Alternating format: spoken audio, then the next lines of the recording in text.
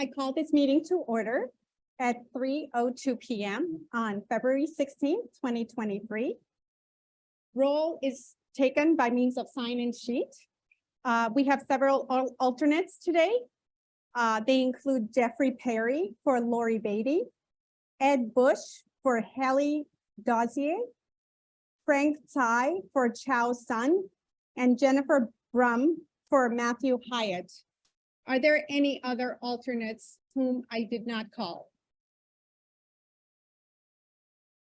Okay. We have several guests today. We have Carol Wicks from the Graduate School, Louis Muhammad, who's a fellow senator here who will speak about the Phi Kappa Phi Honor Society, Julie Hopperich from the Student Health Center, and Brian Andrews and Gerald and Sony from Facility Services. There is one public comment today by student Kelvin Felt on Resolution 2302.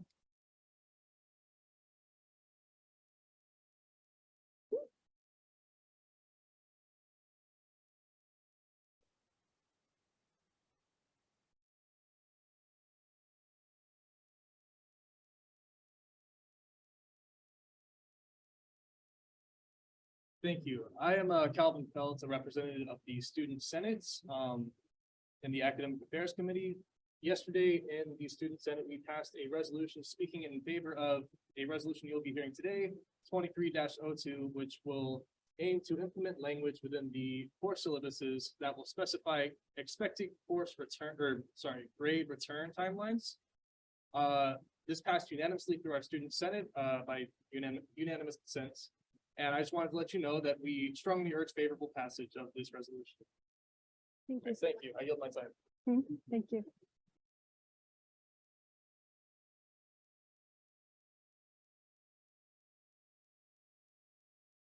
Minutes from our last meeting from January 23rd were circulated via email.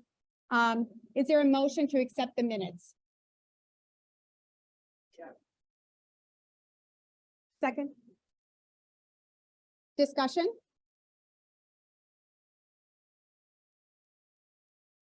Hearing none, let's move to vote. All those in favor, please say aye. Opposed? Abstentions? Okay, the minutes from January 23rd pass.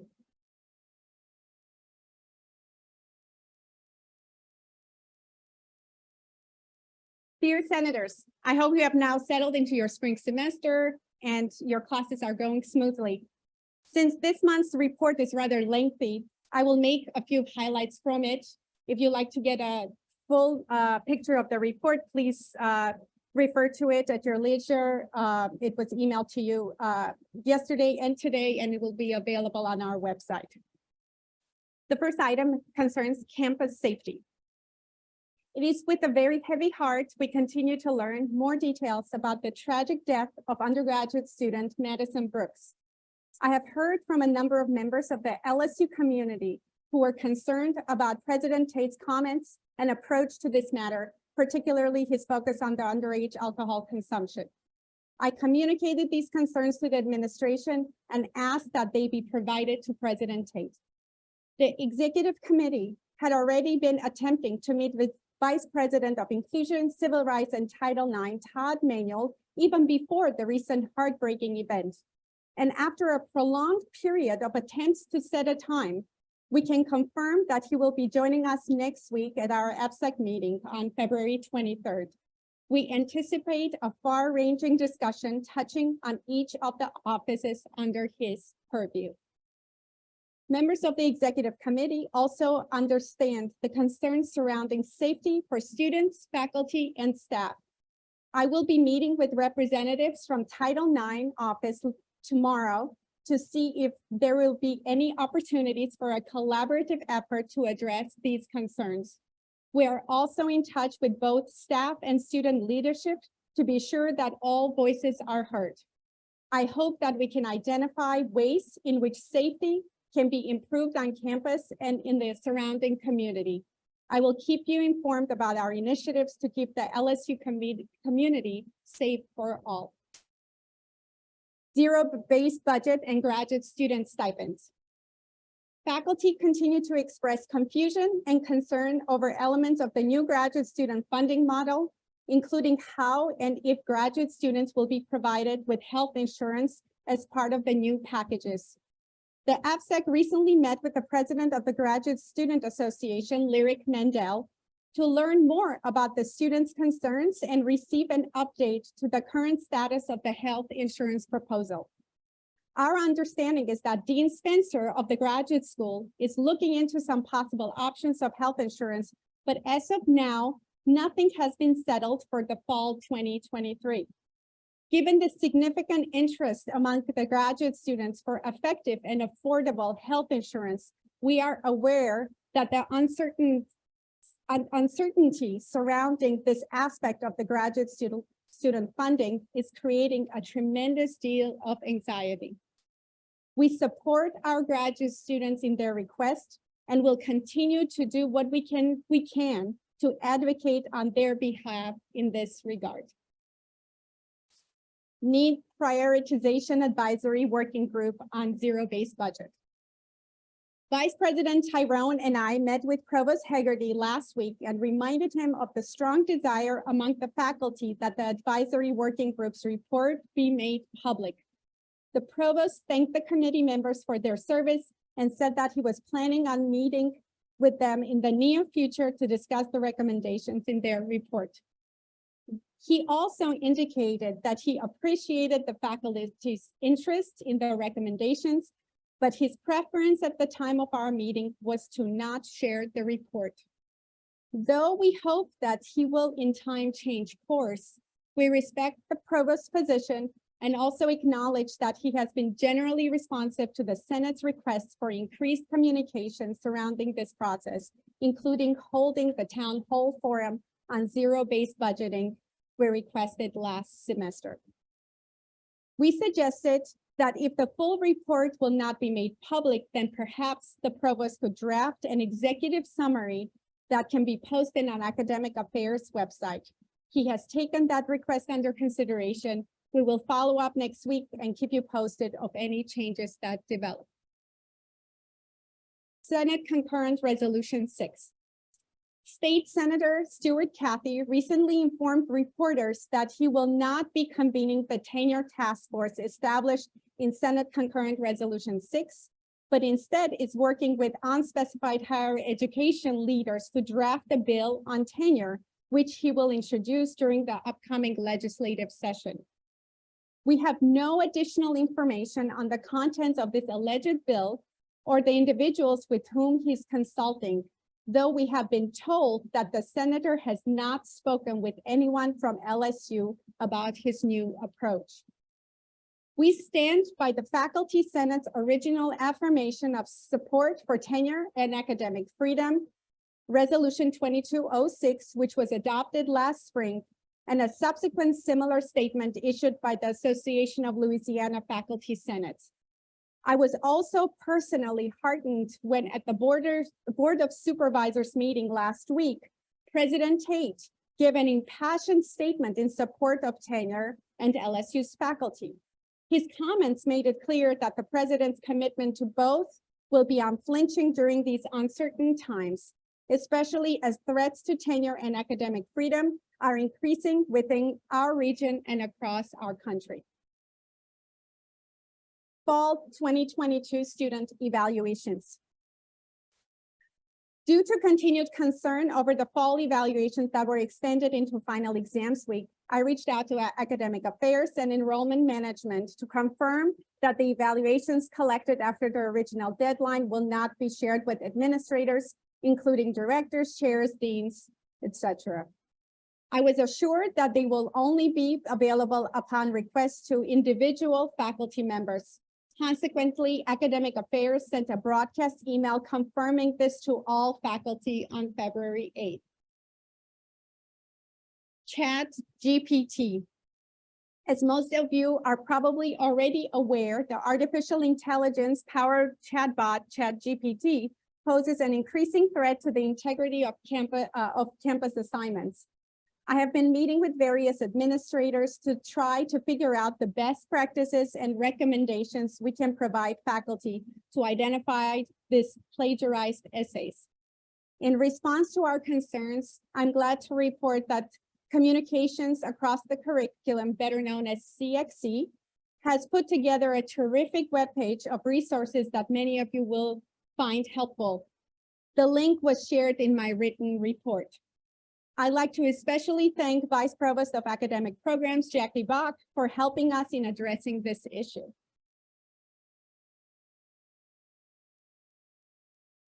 According to our bylaws, the FSEC must appoint a committee to solicit nominations for the upcoming Faculty Senate elections in April.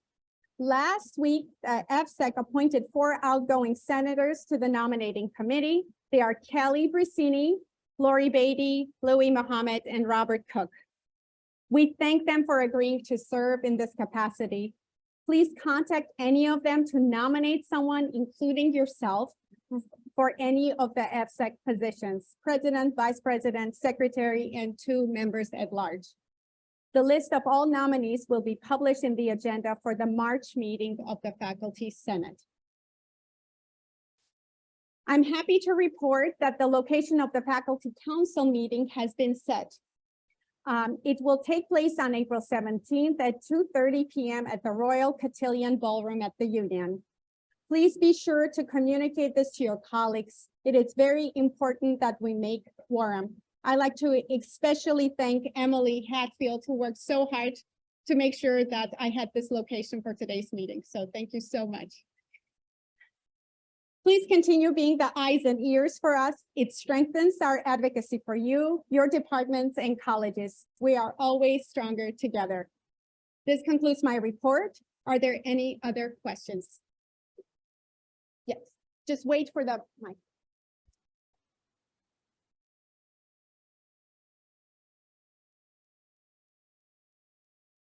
Hello, hello. Hey, I was wondering how you will obtain input from faculty council members for the faculty council meeting as to what will be on the agenda. Because we had that resolution a year ago, I think, or a little more than a year ago, about getting input and arranging the meeting. We're having the ad hoc committee to do that. Well, the meeting has been already arranged and we haven't really discussed the details yet. And in the coming month, things will come together and we'll communicate that. I have broadcast capabilities. So we will communicate exactly how what the agenda is going to be for the council meeting and how we're going to solicit input from faculty. So please stay tuned. There's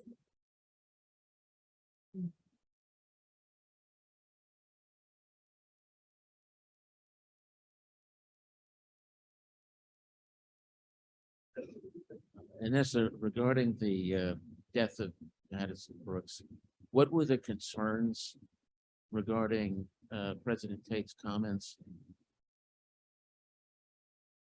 there were two published documents. The first one was the broadcast email that was sent to the faculty at large.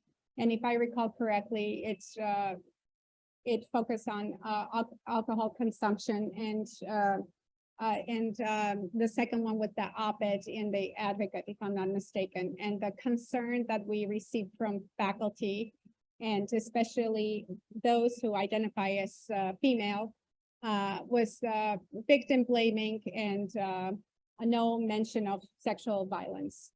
And that was those were the main 2 things.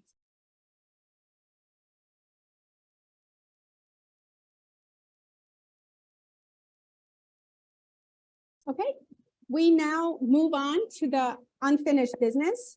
And this is the second reading of Resolution 2301, resolution to expand retirement choices for LSU employees. And it's sponsored by the Benefits Advisory Committee, and we will have Roy Heidelberg read it again. I will make it yeah, you can.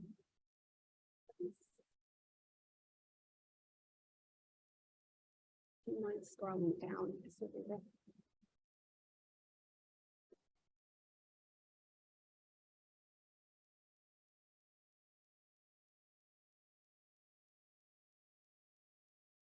Good afternoon, everyone.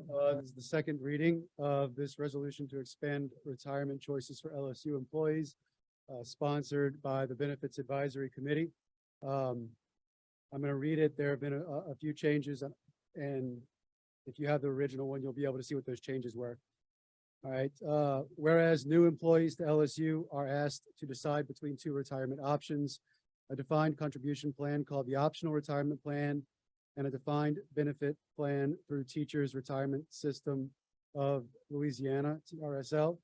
And whereas employees who select the ORP make an irrevocable decision based on current policy, and whereas an irrevocable decision to elect into ORP is made with little information about one's long-term status at LSU, and whereas LSU employees are not included in federal Social Security, and whereas LSU contributions to ORP have been at times less than federally mandated Social Security contribution levels for employers on a percentage basis.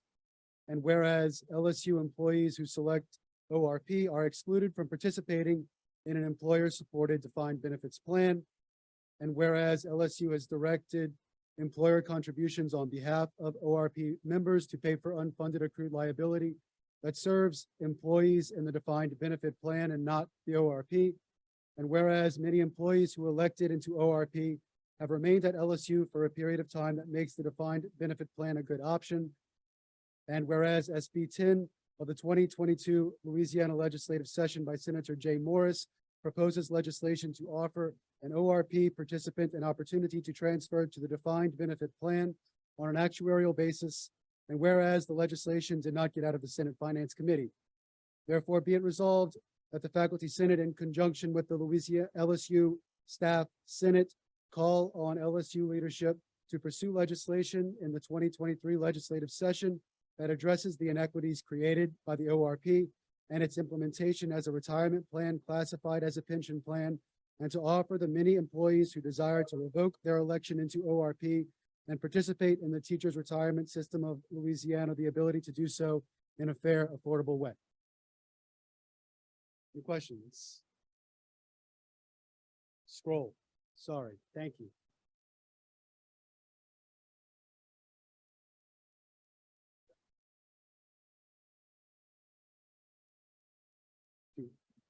Do I call on people? Okay. All right.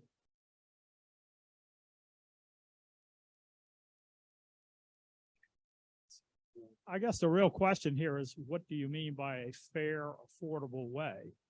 Right now, when you come to LSU, you're basically told either go into TRSL and you're going to have to wait a while to obtain vesting and possible benefits, or go into ORP and you're immediately portable.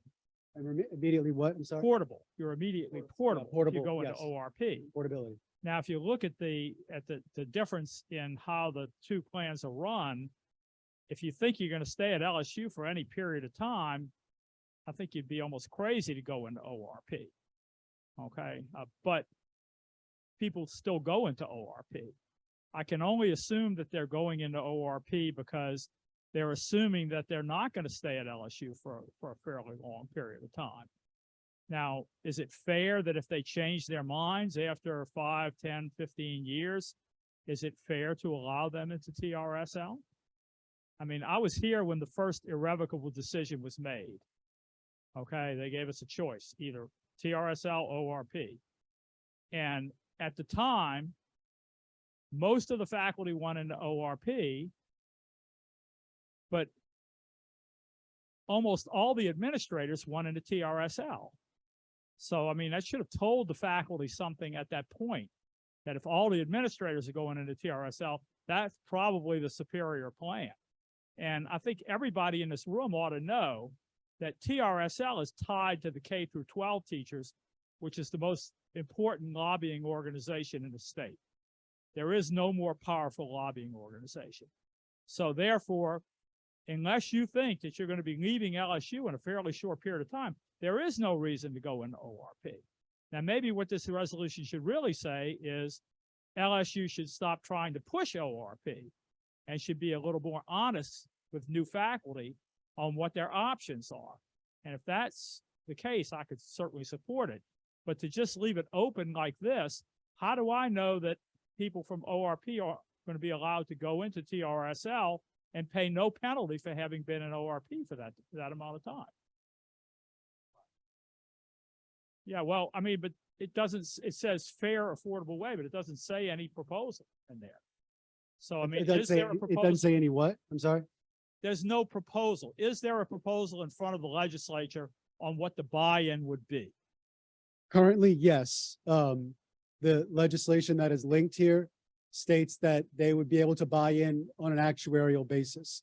The fairness question is reasonable. I would say that things that have been raised in the discussion since this was presented last month, especially with members of the staff, would point out that over time, ORP has been underfunded systematically, and there's currently a lawsuit about that. And that would compromise one's ability to be able to buy into, on an actuarial basis, TRSL. Another thing and that's what fair, affordable way, I think, is referring to.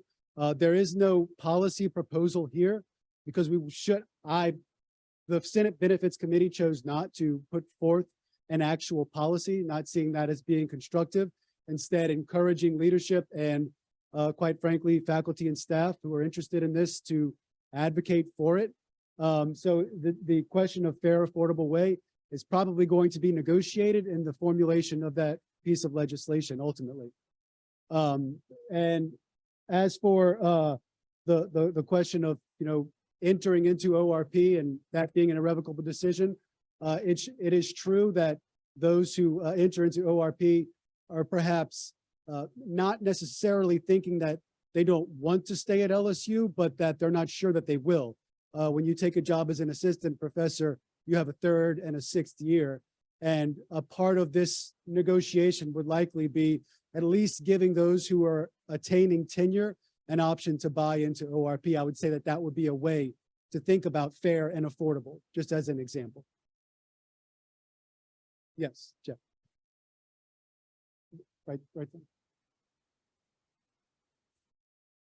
Jeff Rowland, philosophy. So I have a comment on the question of fairness, and then I've got a friendly amendment. Is it not picking me up? Shall I try to project more? On the question of fairness, I mean, I'd also just point out that for a long period of time, LSU has been paying toward the unfunded accrued liability on behalf of every faculty member, including all of us in the ORP, to the tune of tens of thousands of dollars a year to support a plan that we will not gain any benefit from. So, there are multiple aspects to this question of fairness. Can I comment on that, Jeff? Just Yeah, real absolutely. quickly? That was a point that we decided to add under whereas LSU has directed employer contributions on behalf of ORP members to pay for unfunded accrued liability. And that was brought to our attention in the month since that there were periods of time when LSU was contributing to the defined benefit plan, to that pension plan at rates that actually made it so that people in ORP were receiving money. The money that was going into their retirement was less than Social Security, which would have been in violation of the law. And that's been rectified since, and it is back up, but it is only at 6.2%. So for those of you who perhaps get contracts, there's that fringe rate of 29.85% or something like that. Roughly 25 to 26% of that is going towards retirement, and all of that is going towards the defined benefits plan. So if you're on ORP, that fringe benefit rate that you get in your contracts, very little of that is coming back to you in terms of like the question of fairness as well. So sorry, go ahead. I agree. Friendly amendment, very last sentence. I mean, technically, ORP folks already participate in TRSL because TRSL manages, right, the ORP funds for, I don't know, what is it, like 0.05% or something like that. So I'm just given that the participate in the teachers' retirement system of Louisiana is a little bit ambiguous, right? So you might want to say you might want to tie it to the defined benefit plan part of TRSL, just to be clear there. Thank you. Yeah, that is an unfortunate oversight. It should say participate in the defined benefits plan portion of the teachers' retirement system of Louisiana. I'll make that change. And that is an important point that Senator Rowland brings up because those who do participate in ORP, if you do have Social Security because you've worked elsewhere for a period of time and you've got your 40 credits, you will actually get less money because of the Windfall Exclusion Act because you are considered a pensioner without a pension. And so that's at least that's the way I like to put it. So that's something that you should consider if you are participating in ORP and you do plan on getting Social Security at some time. And that is because we are technically members of TRSL, even though we don't get the benefit of the TRSL defined benefits plan. And I don't think a lot of people know that or knew that or understood that when they elected into ORP. I can speak on behalf of myself that that is definitely not the case.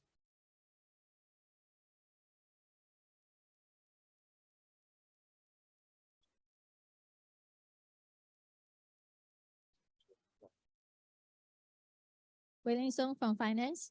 It seems to me we have two different issues here, and try to vote them in the same resolution. It's a little bit, confusing because when people choose, ORP, one of the benefit is it's immediately vested.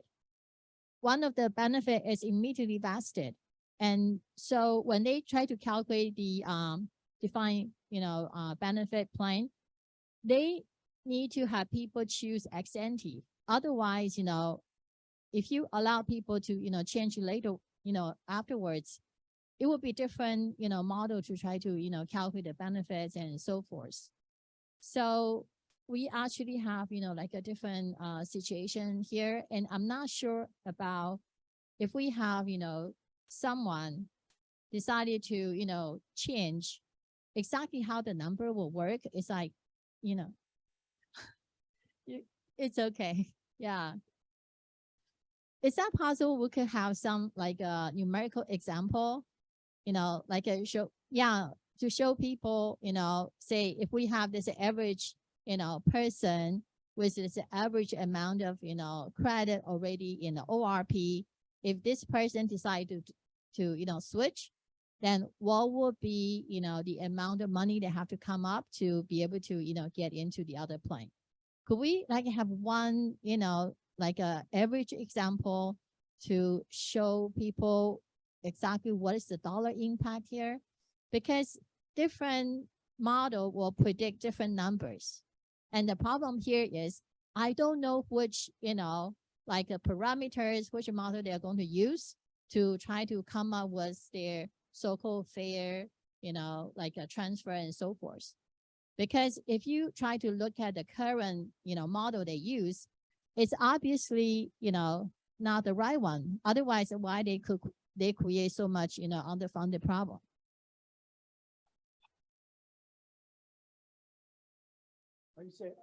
Are you saying that the model that TRSL is using is not correct? I think the unfunded accrued liability is more a result of the fact that there was not sufficient contributions going on at the time, and then that was addressed through legislation. But the model, the actuarial model, is the reason why they are able to identify that unfunded accrued liability. And that is what, at least right now, Senator Morris suggests should be used. But then the second half of that, and I believe this is the same issue, but I can see how you might say it's two separate issues. But there is information on, for example, the TRSL website. Now, I'd be happy to share it with anybody. And you can go in there and kind of play with some of those numbers and those models. Now, I assume those models are valid and reasonable. I don't have any way of determining that, but I assume it is. And if you look at, for example, 30 years over the period previous of you contributing and getting $100,000, your pension would be roughly $6,000 a month. In ORP, you'd have about $3,000. And largely that's because the underfunding of ORP, which there's been no consequence of doing over this time. Whereas the underfunding of the pension, the defined benefit plan, was addressed through legislation. And that's what's being addressed. So I do think it's the same issue, although it might be something that you could separate it in terms of how you approach it. Well, still, to me, there's a much, like several different things, and try to, vote them in one. I just don't have enough information to, vote. It's not like I support some of them, but I don't think we should support others, and, but then they are all together. For example, one of the, whereas it says, some of us, if we stay, here very long, it become more beneficial for us to, switch. In fact, that's actually not really the valid reason a lot of people to try to switch. It's because you have to choose ex ante. When you try to do it ex post, then, the number just doesn't work. You create huge selection problem. And then people will come in, say, since I have the option to choose, why not just start with ORP and then see what happened? And if I, happen to leave, and then I'll just bring my money. And then if I happen to, stay, then I will just switch. Then the calculation will be different. Well, So that's why, to me, it's like there's several issues here. And Well, which whereas says that people should have the ability to choose. What did you mean? it's one of the, Which one? it's at the bottom. Many employees who elect into ORP have remained at LSU for a period of time that makes the defined benefit plan a good option. Yeah. Yeah. If you allow this, in fact, for a rational person, since they know, they could choose later, why should they choose, now? They could just, have the ORP for a while until they are, sure, and then they switch.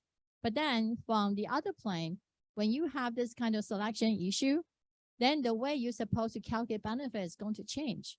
So, Well, I think that might be addressed by the fact that the legislation as it's currently written, and I think most people would agree that this would have to be included in it. This would just be a one-shot opportunity.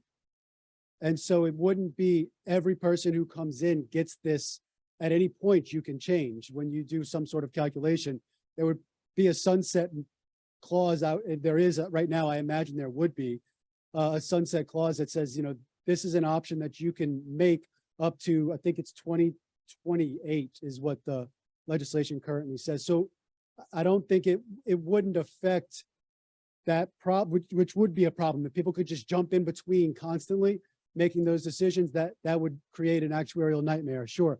But that's not my understanding of anybody's goal with this. It's more about rectifying a problem that has been created by what I perceive and others perceive as the mismanagement of an optional retirement plan. yeah. But anyway,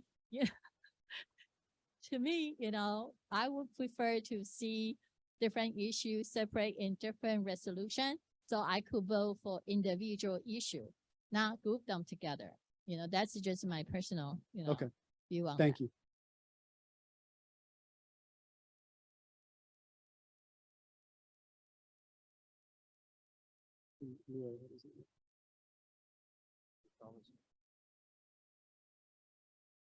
Louay Mohammed, Civil Engineering.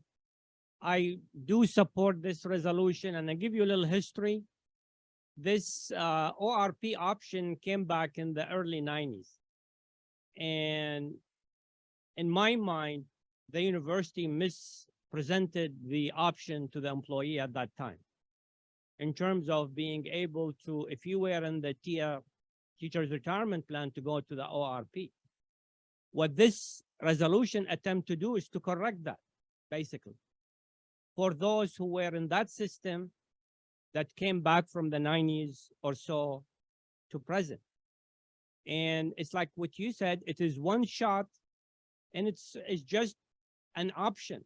If you choose not to, you don't have to. You don't need to do anything. So I don't see really any back or negative things on this resolution. So again, I'm in support of this resolution. Thank you. Thank you. A call to question? Yeah, so we move to vote, yeah. I'm not an authority on Robert's rules, there it is. So the discussion is over and we move to vote. Huh? Yeah, we vote on. Okay. Okay. No, we don't have to vote on that. So all those in favor for resolution 2301 as amended, please say aye. All those against, say nay. Abstentions?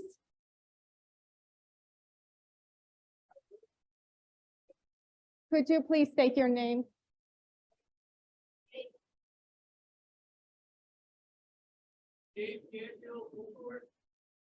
And Fabio Del Piero.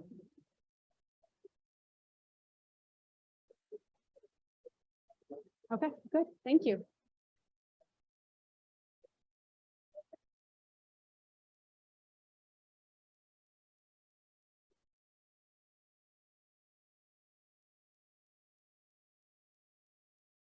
Okay, our next item is new business. It's the resolution 2302, proposed revisions to clarify expectations around course grading and communication, sponsored by Faculty Senate Executive Committee, and Kevin Ringelman will read it.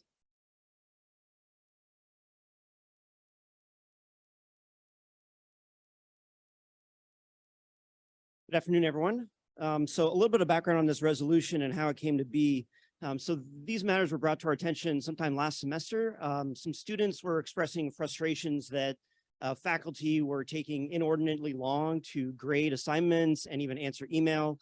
Like we're talking on the scale of like months to weeks.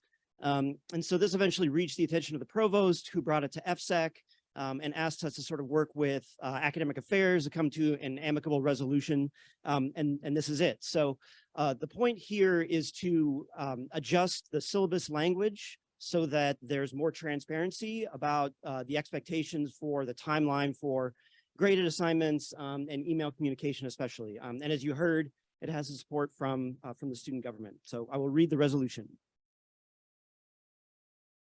This is resolution 2302, proposed revisions to clarify expectations around course grading and communication. Whereas representatives from student government have put forward a request that faculty add language to their syllabi regarding expected timelines for returning graded coursework and guidelines for course communication, such as policies around email usage and response times.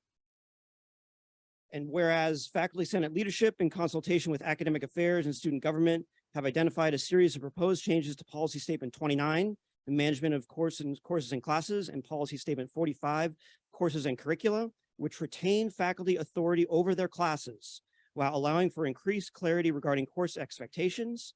Therefore, be it resolved that the Faculty Senate recommends that the first sentence of the second paragraph of section 3 general policy of policy statement 29, which currently reads, the course syllabus must specify information to the student about the course, including course objectives, grading policies, topics, textbooks, and reference materials, be revised to read, the course syllabus must specify information to the student about the course, including course objectives, grading policies, topics, textbooks, reference materials, anticipated timelines for returning graded coursework, and a course communications policy. Resolved that the Faculty Senate recommends that a footnote be added at the end of the sentence referenced in the preceding paragraph, directing faculty to the website maintained by Academic Affairs, which contains suggested syllabus language, and that a permanent hyperlink be included in the footnote. Resolved that the Faculty Senate recommends that the sample syllabus and syllabus outline be removed from Appendix A of Policy Statement 45 to reduce confusion and potential conflict with the syllabus guidelines outlined in Policy Statement 29. Questions or discussion? Yes.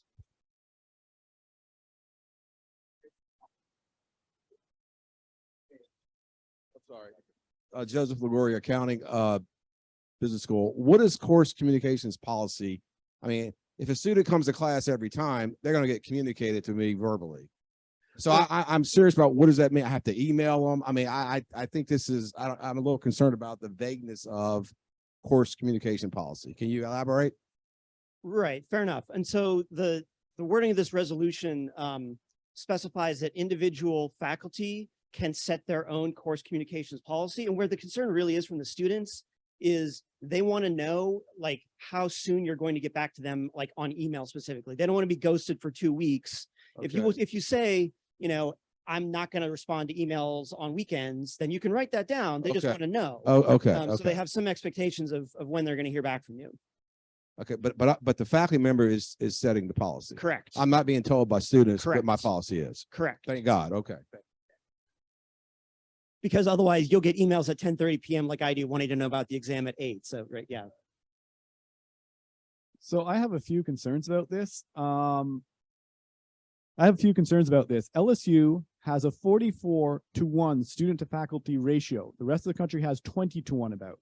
Some people have an 800 to 900-to-1 faculty to student ratio when they teach mega classes. Examples of that are in science, where we have classes going up to 290 and they teach 3 of those. That means that in the week, they have 9 hours of teaching, 9 hours of office hours.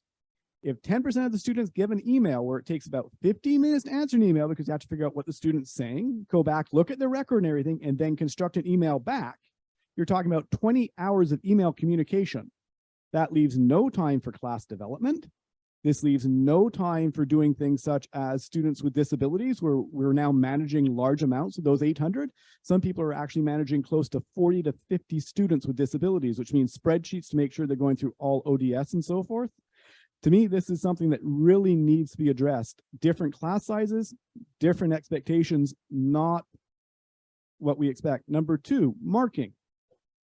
Some of us basically get called out to go do national visits, national labs and everything. That may mean that we have to go to that national lab for a week. This brings money to the university. If I basically say you'll get it within a week, that I can't do. Other times, I'm sorry, but student and faculty penmanship has become a real issue. Sometimes I have to spend an hour reading one question, try figuring out what the student's saying, because I can only read 3 to 4 words in the sentence. So the other one is a student goes, oh, I wasn't at lecture today, please explain. The other one is, oh, it's in the course syllabus, it's on the Moodle site. I'm having a problem with the homework. No work, no nothing. Tell me how to do this. So with emails like that, and also rather rude emails of, hey, I need your help, I don't respond to those emails. I think that what we need to do is have a very serious discussion with the students about exactly how to communicate with faculty, and we communicate with them. Because I'm sure if I sent that to Dr. Provost Haggart, hey, I want to know, I basically go, okay, you know, what do we do? So along these lines, I think that we do need to have a major discussion about class communication. What I don't like here is there's nothing about how students communicate with faculty on this. And I'd like to see that, and also an understanding that each class has very different expectation and different assignments require different types of marking. And I had one where students did orals. I said, I'll get you marked back in 2 weeks. I need to hear all the oral presentations to then gauge them and mark. Students basically complained to my department head that they did not get it within 2 weeks of when they presented. So this is a very slippery slope.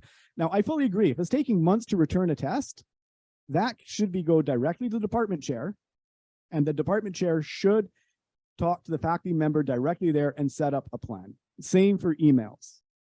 If you're not ghosting somebody, that's not right. But as I say, depending on the email you get as well, right? What's on the exam? How many questions are in the exam? Yes. So as it did with everyone else in this room, that resonated hard with me. I get those emails too. And so what my response is that the language in this resolution permits you to set communications policy, which of course communications is a two-way street, right? And so you can say, you can expect to receive emails back from me in 7 days. The clearer that you are in your email, the faster I will be able to respond to you. Unless, 7 days, unless otherwise notified when I have a conference or whatever, right? And so it allows you to create language in your syllabus to define expectations that the students can expect of you and that you expect of the students in terms of content, quality, respect, timing, all of that. Now, that makes sense at a first level. When you get down into the trenches, when you're teaching 800 students, 900 students, they're going to go, well, this other professor answers me back within 2-3 days when they have a class of 10. So they're doing this comparison that then comes back to and most of our people that teach these mega classes are instructors, in which the evaluations are very important for them. That then comes back in the evaluations. They're not communicating to me on time. So I really think a large amount has to be thought about in terms of student to faculty ratios and workloads for different classes. And that's not being looked at in any way. I've not seen a single thing at the university understanding when somebody teaches 800, 900 students, this is extremely different than when they teach 10 to 15. I mean, I teach classes of 100 plus, and I know how much work that is just to manage that class with the technology and everything. With Moodle, they change Moodle. I need to then change. I think we've all had that, right? Middle of semester, we're changing Moodle. Okay, that means my weekends, I'm up in the evening doing all that. So I think we really need to have a real discussion about quality of life and the expectations of faculty along this and the expectations of students and the administration technology when they roll it out, because we're expected to do a lot in summer when we're not being paid for it in summer. They want our courses ready to go at the start of the semester. I agree.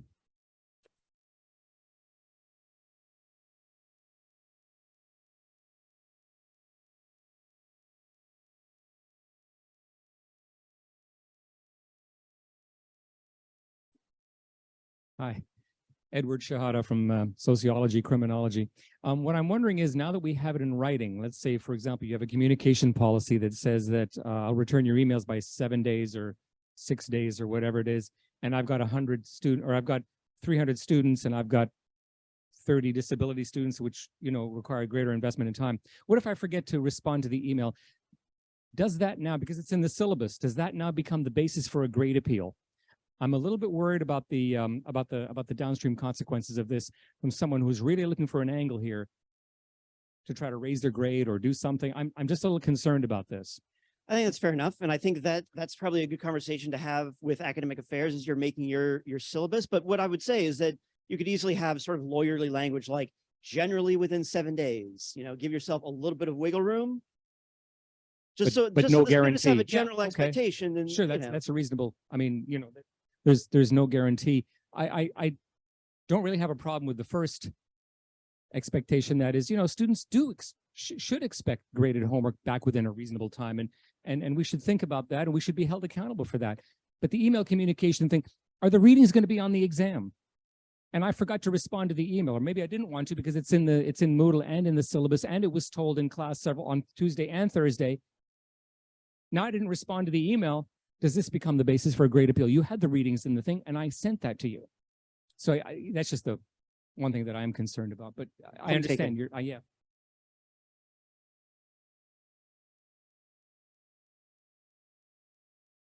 Pam Blanchard, School of Education. So I've got two things.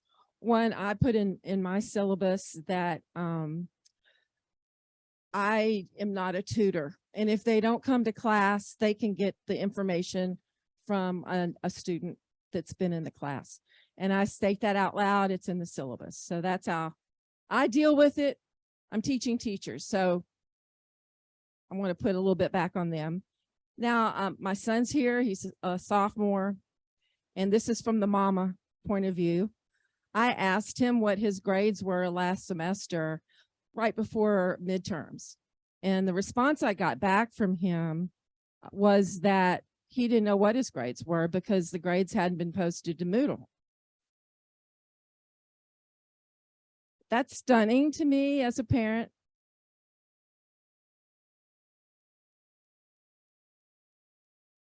So there's some things, and I'm on the faculty senate.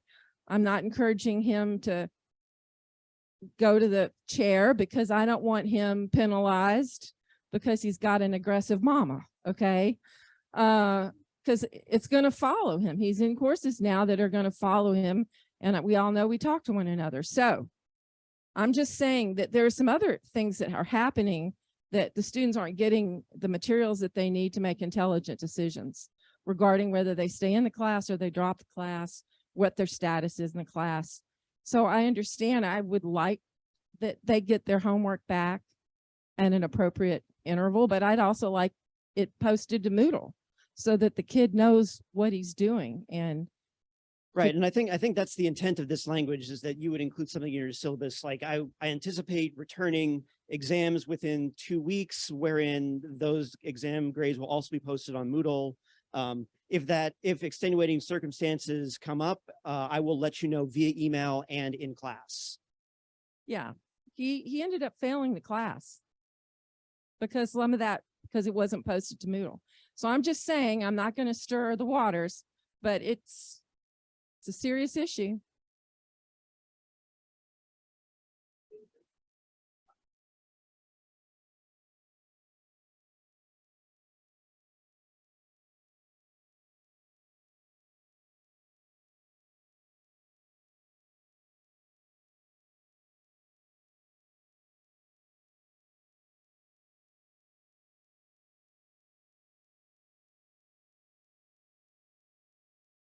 I get the whole thing with the Moodle, but in my case, he was unable to make a decision about dropping because the material wasn't migrated into the Moodle grade book. And obviously that was used to calculate the final grade. I get it, because he could see, I was in his room, I could see whether he was getting the problems right or wrong. But, and we've got a tutor for him, so we're hoping we won't fail this time. But it's a big deal. I mean, from the parent angle, because I don't know this material, I can't help it.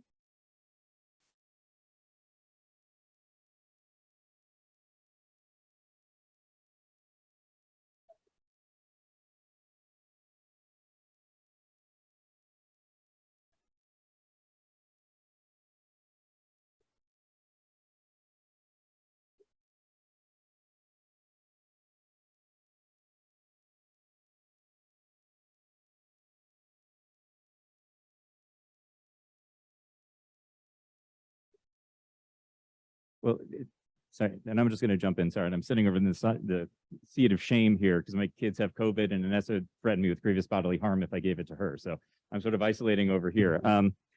I believe it's LSU policy statement 45, grades and grading, does stipulate that at any point in the semester, the student can ask of the faculty member what are their grades in that course at that point in time, and the faculty member is obligated to be able to notify them of their standing.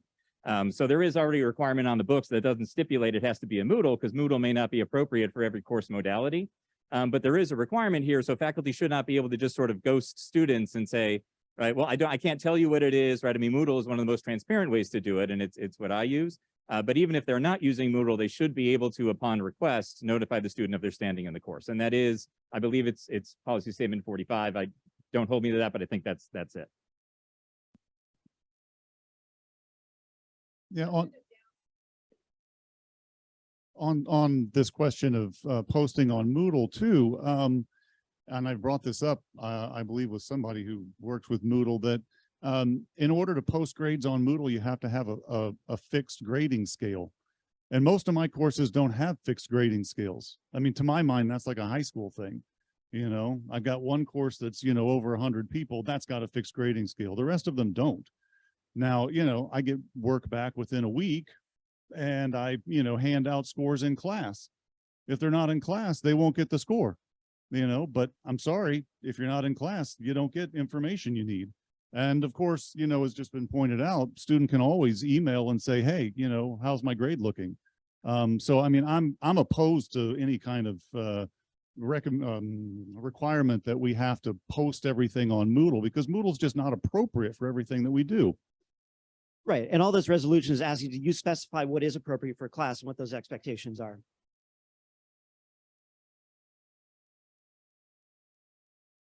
Scott Baldridge in math.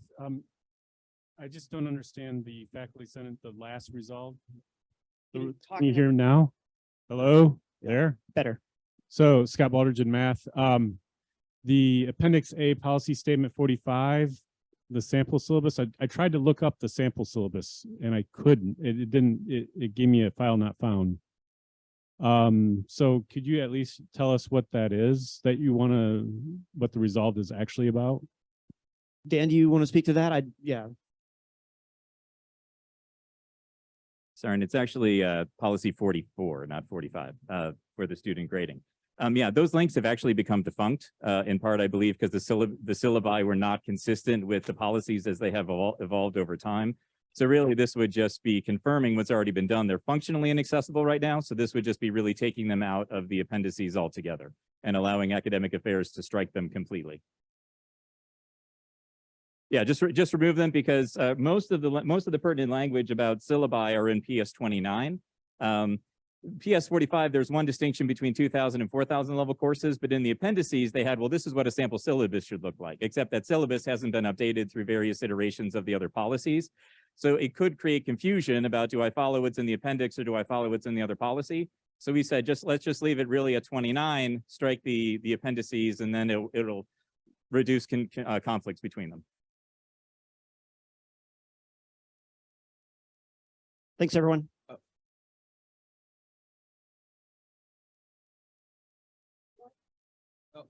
I guess my question was, it just seems like this is another process where there can be an unclear standard and a potential for grievances.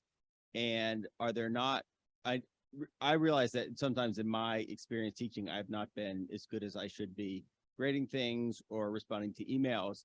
But I also know when I teach, I sit in my office hours every week and students never come. And I go to class, students are not, I could probably, I mean, maybe I should be more strict about it, but I don't think they would like the consequences of that either. And so it is not as if students are starved for means of communications with faculty. And I think that's my concern around this resolution. And if it's what we say is you can come to office hours, I'm not going to read your emails, and that's how we have to act defensively, that's what I'll do. But I'm not sure that unless there's a clear standard about what we're supposed to do, for example, submit midterm grades, right?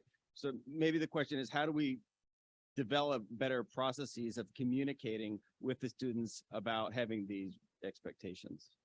Yeah, and I think that's the very point of this resolution, is that you develop those policies that work for your class.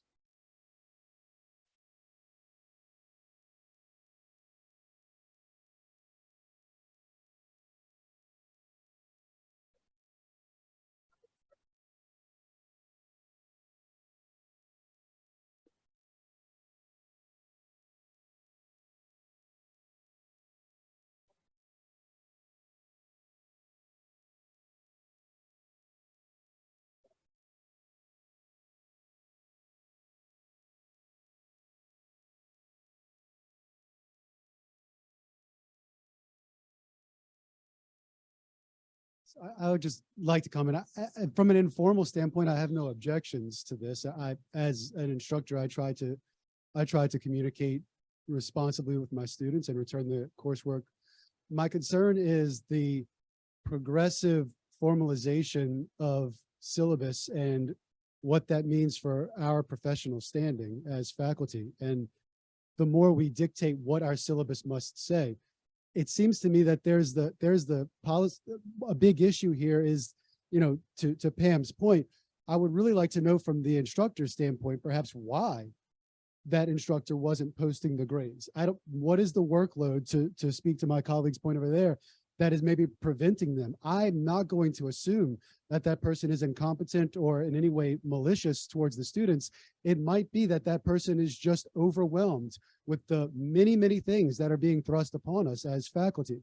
And this is just another way of really deprofessionalizing what we do by telling us, you must do this and you must behave in these ways.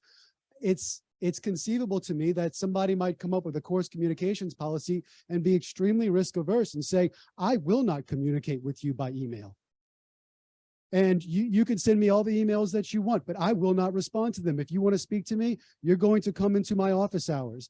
And that's the sort of race to the bottom that this sort of activity encourages. And that really concerns me. Appreciate your comment.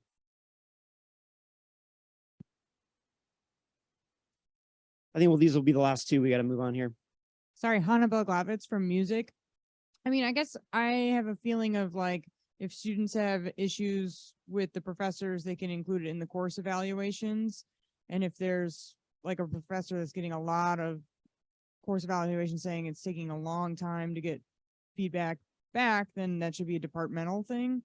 And then, yeah, I mean, I think I have the same feeling of like, just as I try not to write my syllabus thinking about the worst case scenario student, I wouldn't want to have a guideline for me as a professor thinking about the worst case scenario professor. So.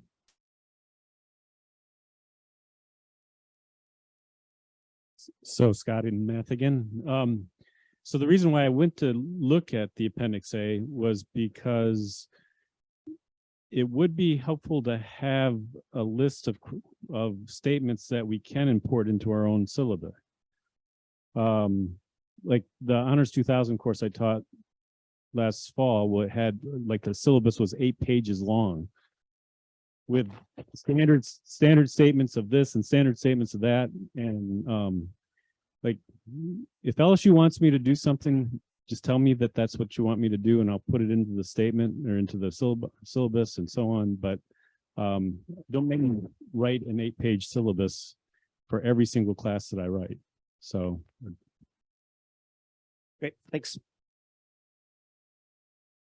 Yeah, Scott, that's a good point. And I can tell you that one of the conversations we've had sort of that has ensued from this is I believe it was the Courses and Curricula Committee had suggested that perhaps we could create one website that would have the standard boilerplate language that you could just say in your syllabus, refer to this page at the discretion of the instructor, right? Because the problem is we don't want to mandate that, and then academic affairs can update it as they want, and we are automatically importing it. But if it makes your life easier to be able to have one reference you can point to say this web page on academic affairs or the Courses and Curricula website has all the boilerplate language you need, and then you can maybe update others as you need to, modify them for your course. That might be something that could be of interest to faculty. And we have had those discussions separate from this, but how do we reduce the obligation on faculty? Now, you don't want to have a 20-page syllabus of which 10 page is just the required statements from disability and, all that stuff. And we're kind of getting there. So that has been discussed.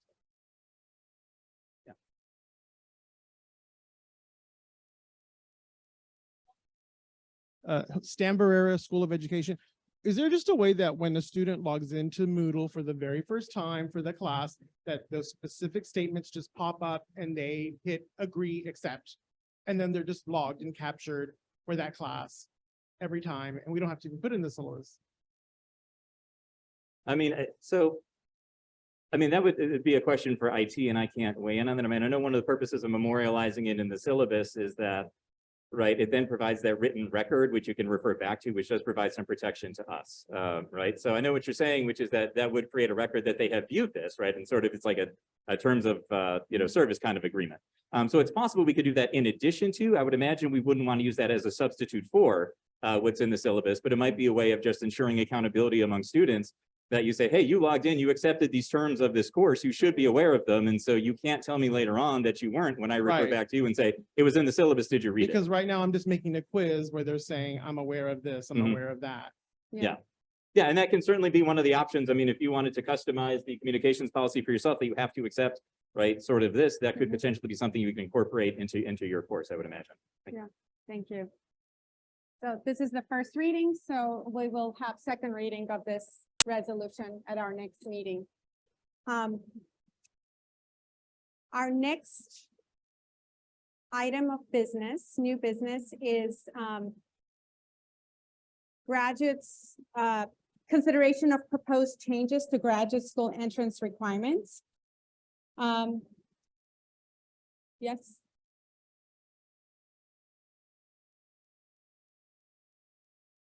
On behalf of the ASH committee, I move that we adopt the graduate school's proposal to allow departments to opt out of requiring the GRE for admission, and to also allow the graduate school to use the alternative admission metric described in its proposal for graduate admission decisions. Discussion? Yes.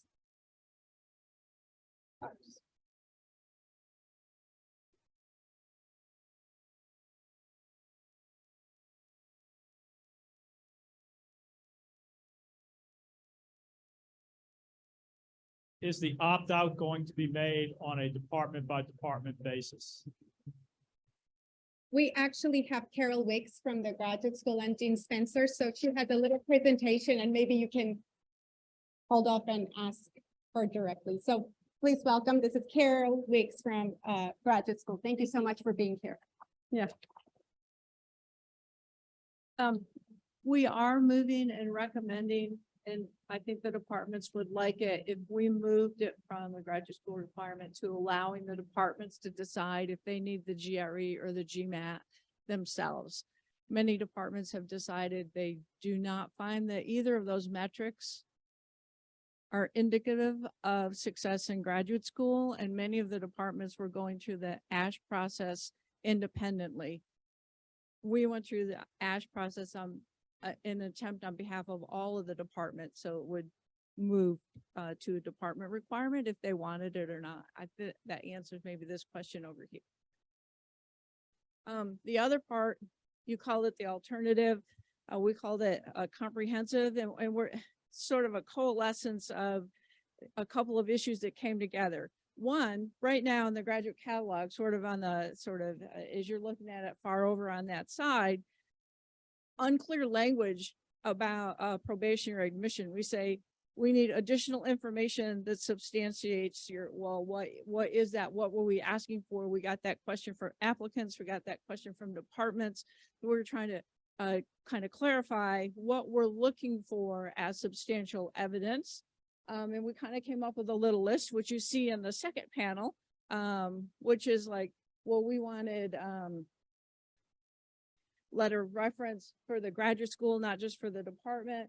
We wanted some statements of interest about how they were going to approach it, and some other things like that. We're trying to get at their maturity. We're trying to get an understanding of their motivation, which are indicators of success in graduate school. And we're in a pilot, and that's working very well with those departments that are in the pilot. And we see as more and more departments are not using the GRE, and as the graduate school is not using the GRE, we want to add some of those requirements to like a statement of interest, so we know why you want to be in. Most departments ask for a statement of interest, so we're already getting it, but we would like to formalize it that we want it across the board. Because one thing we need in the graduate school is to say, if we're going to ask someone in mass comm for this, we need to ask someone in geology for this, because they're all coming into the graduate school. So just a few things like that, a letter of reference, a statement of interest about why you want to be in the program, and some documentation of experience. We already get sort of a resume, and we can see it a little bit in there, but we kind of want a clearer statement. So a lot of this, we're already gathering bits and pieces along the way, and we're just trying to encapsulate it into a package into the application materials as a whole. I hope that helps where we're headed and why, and I can answer questions. James?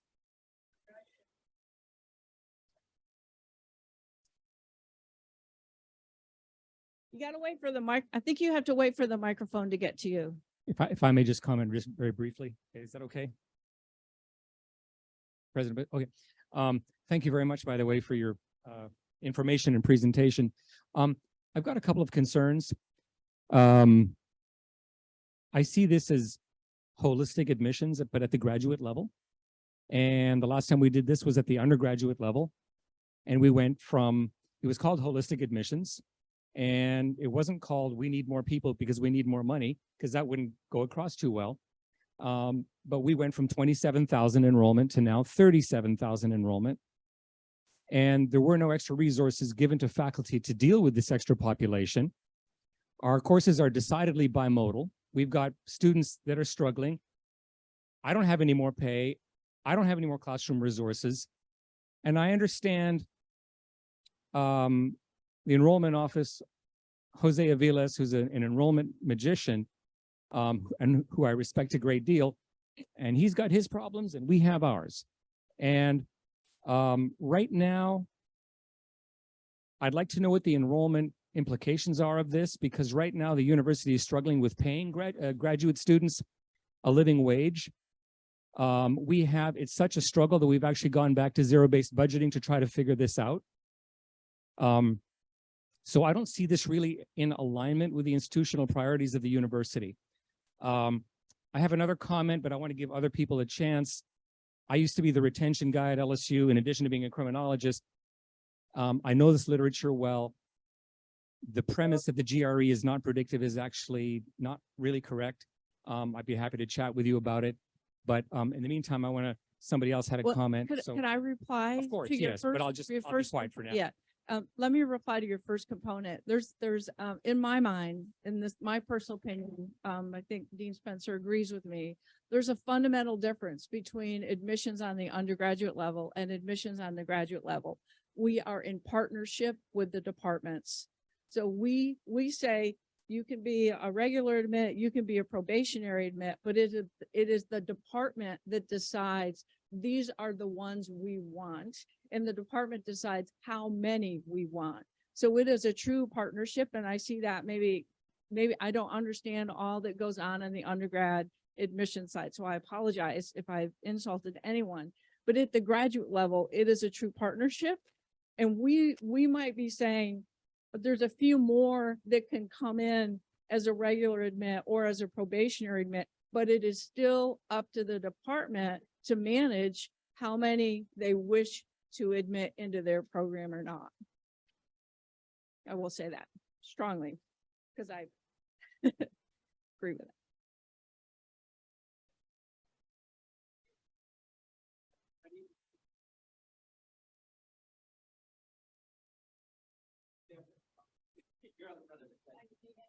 One thing I just want to provide a bit of context that builds on this as being a partnership with the departments, because I think Carol's absolutely right. We're only the first layer of admissions. Ultimately, if a department doesn't want a student, that student's not coming to LSU at the graduate level. But some of the context of why we want to forefront this as a priority to deal with policy-wise is because increasingly from the departmental level, we're getting requests for admissions of students that don't meet our minimum GPA. So we're left with to choose between an alternative of reducing our GPA to a basement level, or to develop a policy to standardize to the best we can how to capture all those requests for admissions that don't meet our minimum standards. Because if we don't do that, then we're at accreditation risk because we're setting policies that we're following, but we're not following them. So this is an attempt to shape a policy around existing practice that puts us at risk with accreditation. I know there are other questions, and I'll give a classic example for 2 examples on how this might happen. So a student or an applicant struggled as an undergrad, working for 5 or 6 years, and wants to come back very motivated to go into the graduate program. Yet we still weigh that undergraduate GPA that's maybe 10 years old. I'm not who I was 10 years ago. Some of these other metrics allow us to soften that a little bit, but not remove it, right? We're not removing it. One of the other classic ones we see a lot is you may not have done very well as an undergrad, but you took some grad courses and you actually succeeded. Then we have a split because we use both the undergrad and the graduate GPA. So those are the kinds of issues that we're trying to square away. James was ahead of you, and then. Yeah, I just have is the microphone on? Is the microphone on? Yeah. Yeah, just for clarification, and the probationary criteria, there is no GPA listed. It just says GPA. Is there a minimum GPA for that? It says if you don't, so how it's written right now is if you don't meet the regular admission, we can just look at other stuff and decide if you can come in or not. So, all right, so there is they just need to submit the GPA, but we don't have any, is there any policy with regard to what the GPA should be? Okay, there has been in the past. Not in the last 5-6 years, not written in the catalog. I've encountered cases of a GPA, I think below 2.5, and No, it was, No, I know what he's. no, it was I know not what from he's the talking department about. because I'm the Yeah, department. I know what he's talking about. Yeah, yeah. Yeah, we can circle back. I know what you're talking about. Mhm. Yeah, so that is no longer effective? It- Or- You have to have other substantiating evidence that you're going to succeed in graduate school. So you can't come in with a GPA of 2.2 and have no other evidence that you're going to succeed in graduate school, James. that seems quite sensible to me. But my main question was that there was no number listed under probationary. So, In the and final I column. was And wanted we could- clarification as to we could- what the intention was. So the intention there is simply that the student should submit the GPA. Oh, I see what you're saying. No, we can clarify that. We can clarify that. Yeah, all right. Mhm. That's all I Yeah, wanted to know. okay, we can Right. clarify that. I see what you're saying, James. Thank you. I think there was, yes, there he is.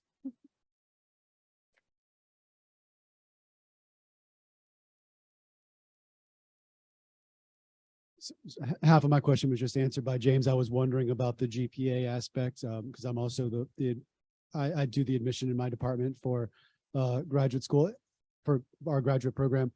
But do I understand this correctly? Basically, what you all are saying is that now when the graduate school, which does that first review, makes a determination about whether or not they send this student to our departments for determination of whether or not they can enter into our graduate programs, you all will now look at one letter of reference, at least one letter of reference.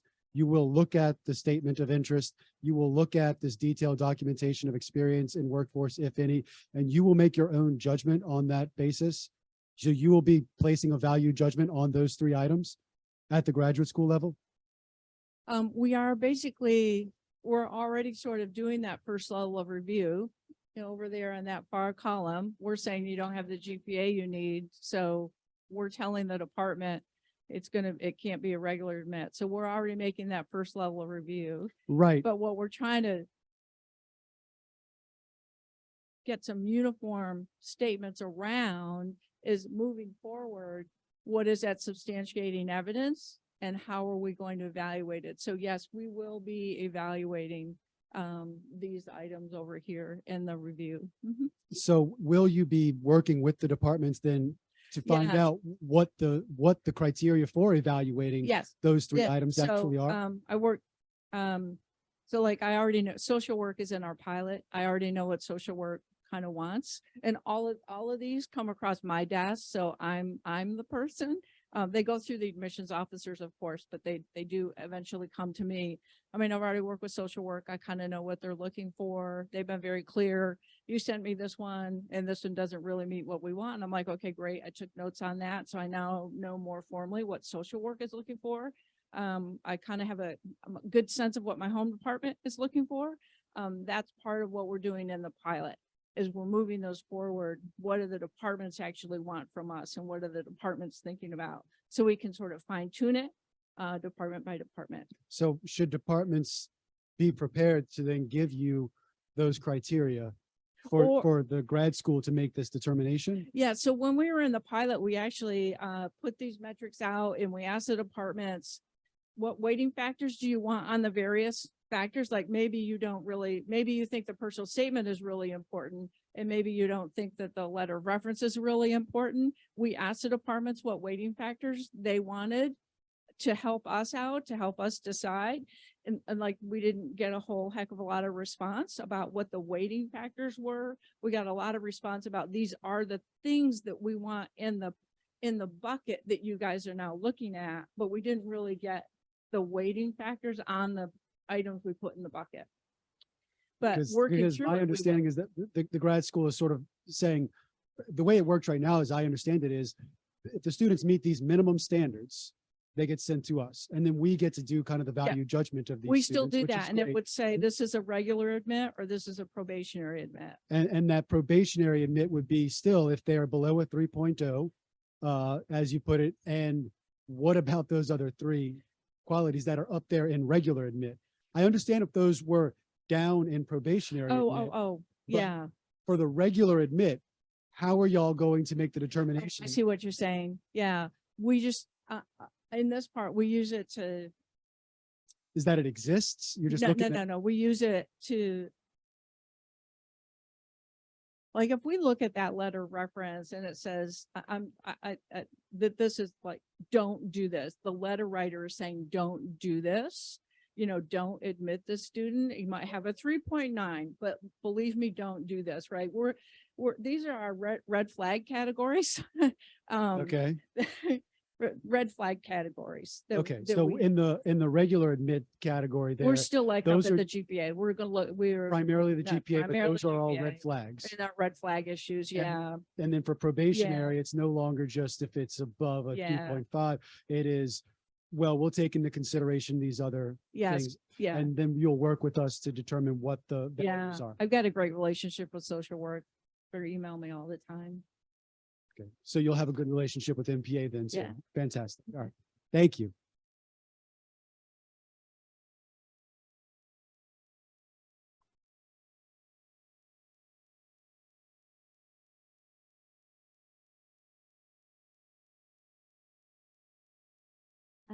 Thank you, Kelly Brusini from Com Studies. I just have two questions. One's really quick. With the GRE, and this might just be my ignorance and relative newness to. Oh yeah, for the GRE, when it turns over to the departments deciding, it will not have to be uniform across the department.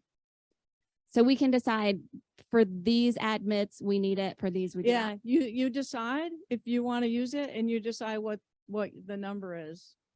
But then you have to use that consistently across those applicants into your program. Does that make sense? So if I say I want the GRE, I have to have it for everyone. Into your program. If our program has quantitative social scientists and humanists, if I Oh. require it for the quantitative social scientists, I also Oh. have to have it for the Yeah. humanists. Are you in psychology? I'm in communication studies. Okay. Yeah, psychology. And I've been going round and round about this because they're also, they have a very, very quantitative side and a more of a, yeah, that's an interesting issue, but Sachs would say if you have a requirement, it's going to have to be applied uniformly. And that is actually in fairness to all applicants in terms of treating them. Yeah. Okay, and my other question was, the first column is just simple numbers, and the second column is letters and paragraphs and essays. So I'm wondering about the increase in resources or workload necessary to have this sort of requirement at the graduate level. That's okay. In terms of our admissions coordinators, we've gained efficiencies with Slate. So we actually now have some bandwidth to absorb this kind of work, and they work together. I think they evaluated 50 letters and kind of inter-rater reliability to figure it out. But because we have Slate and that has sort of sped up some of the moving of the materials, we can now spend more time looking at the materials. That makes sense. So Slate has been a lifesaver for the graduate school. Quick question. Do you have any information from, say, Sachs peer schools who have already done this? And there's any information of how, I know we have some pilot departments here, and we just talked about here. I'm wondering if how this has worked out, and I guess in a statistical sense, about a type 1 or type 2 error where you admit a bunch of students and you 10 and say 4 don't make it under this versus, which I think is a high cost to the faculty. So I'm wondering if some of our Sachs benchmark schools have done this, and if there's any data that we have how this has worked at other universities. The Educational Testing Service does this. They will do it for your applicants at a charge.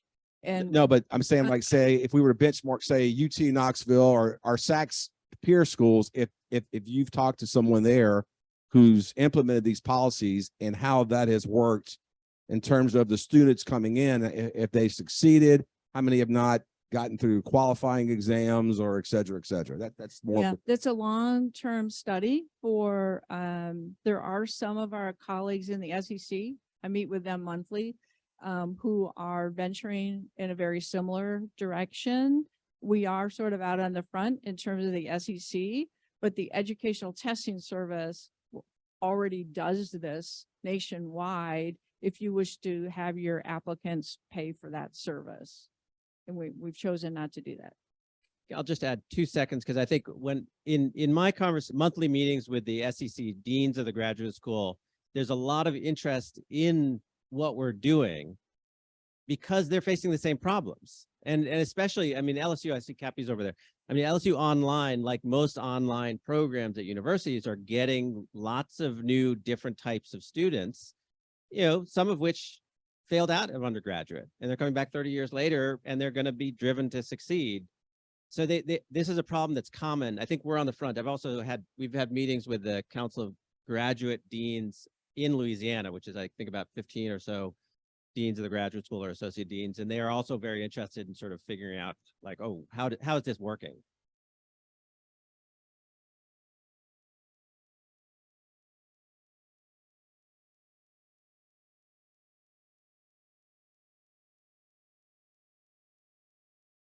Thank you. Ed Shahad again from Sociology, Criminology. I can see using these other methods as in addition to the GRE and the GPA, but eliminating them and then relying on more subjective statements. That's problematic for me. My respected colleague from math just generated an absolutely fantastic, exciting statement of interest for math in ChatGPT 5 minutes ago. I will speak to. I have a real problem with this. Okay, really I understand that. Let me speak. And the other thing I wanted to say was the premise in your proposal, in the original proposal, that the GRE is non-predictive. I will say I do understand the meta-analyses in this area. Kunsel with a K is a major figure in that area. He, I believe she, I forget, did a meta-analysis of over 1,500 studies, and the GRE and undergraduate GPAs are highly predictive of success in graduate school and grades in grad school, probability of dropping out, and also even future publication citations. So we have to be careful on what I think the premise is sort of incorrect. Well, no, I understand that. And I'll speak to the chat, whatever its 3 letters are.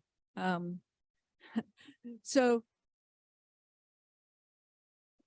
we did not take out a flashing banner on Interstate 10 to tell you that the incidence of fraudulent applications into graduate school is on the rise, because that's just not like something that we wanted to have flashing on Interstate 10. So I'm telling you now, fraudulent applications into graduate school is on the rise. So whatever preconceived notions you have about how wonderful these students are, we're getting fraudulent applications.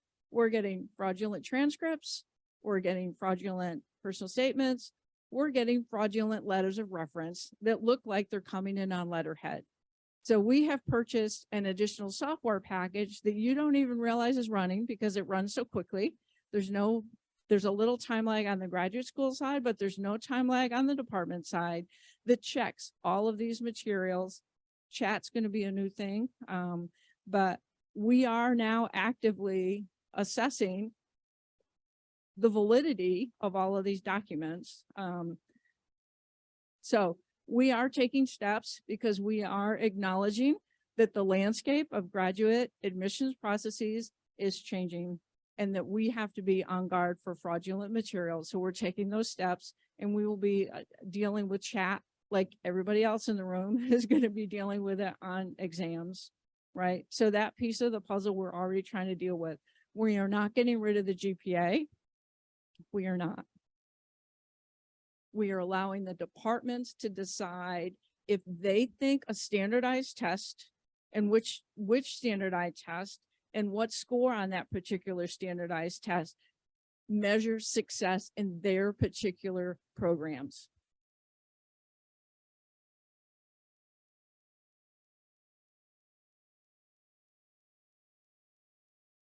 Just as a comment to Professor Shahade, I can see that, but for some programs, like in professional degree programs like ours, the correlation isn't as strong. And so what we do look for, we don't use the GRE.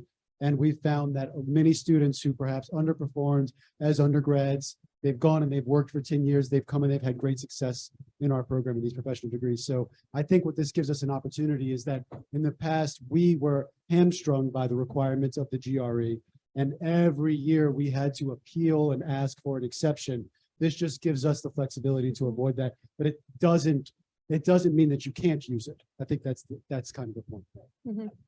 I fully expect my colleagues in physics to keep the GRE, and I expect my colleagues in physics to say the minimum GRE is about 315. Well, thank you so much for being here, and we're gonna now move to, yeah.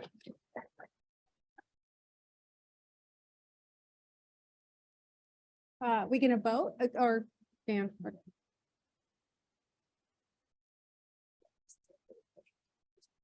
Okay. Are there any other questions? We're both, thank you. I forgot myself, but we're voting on the ASH proposal that was shared with you via email on this very change in graduate student policy. And we thought that since this was, you can, Text of the motion. oh, please go ahead. Sure. So the motion is to adopt the graduate school's proposal to allow departments to opt out of requiring the GRE for admission, and to also allow the graduate school to use the alternative admission metric described in their proposal for graduate admission decisions. Oh, doesn't need a second since it came from a committee. All those in favor, please say aye. Opposed, say nay. Abstentions? Okay, Ed and Joey, look over here.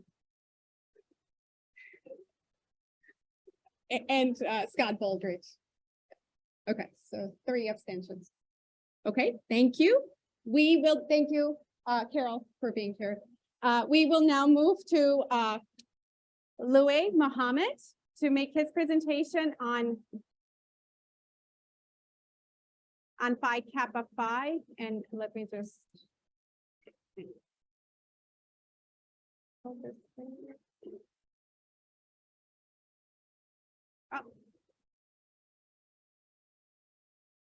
Okay. Good.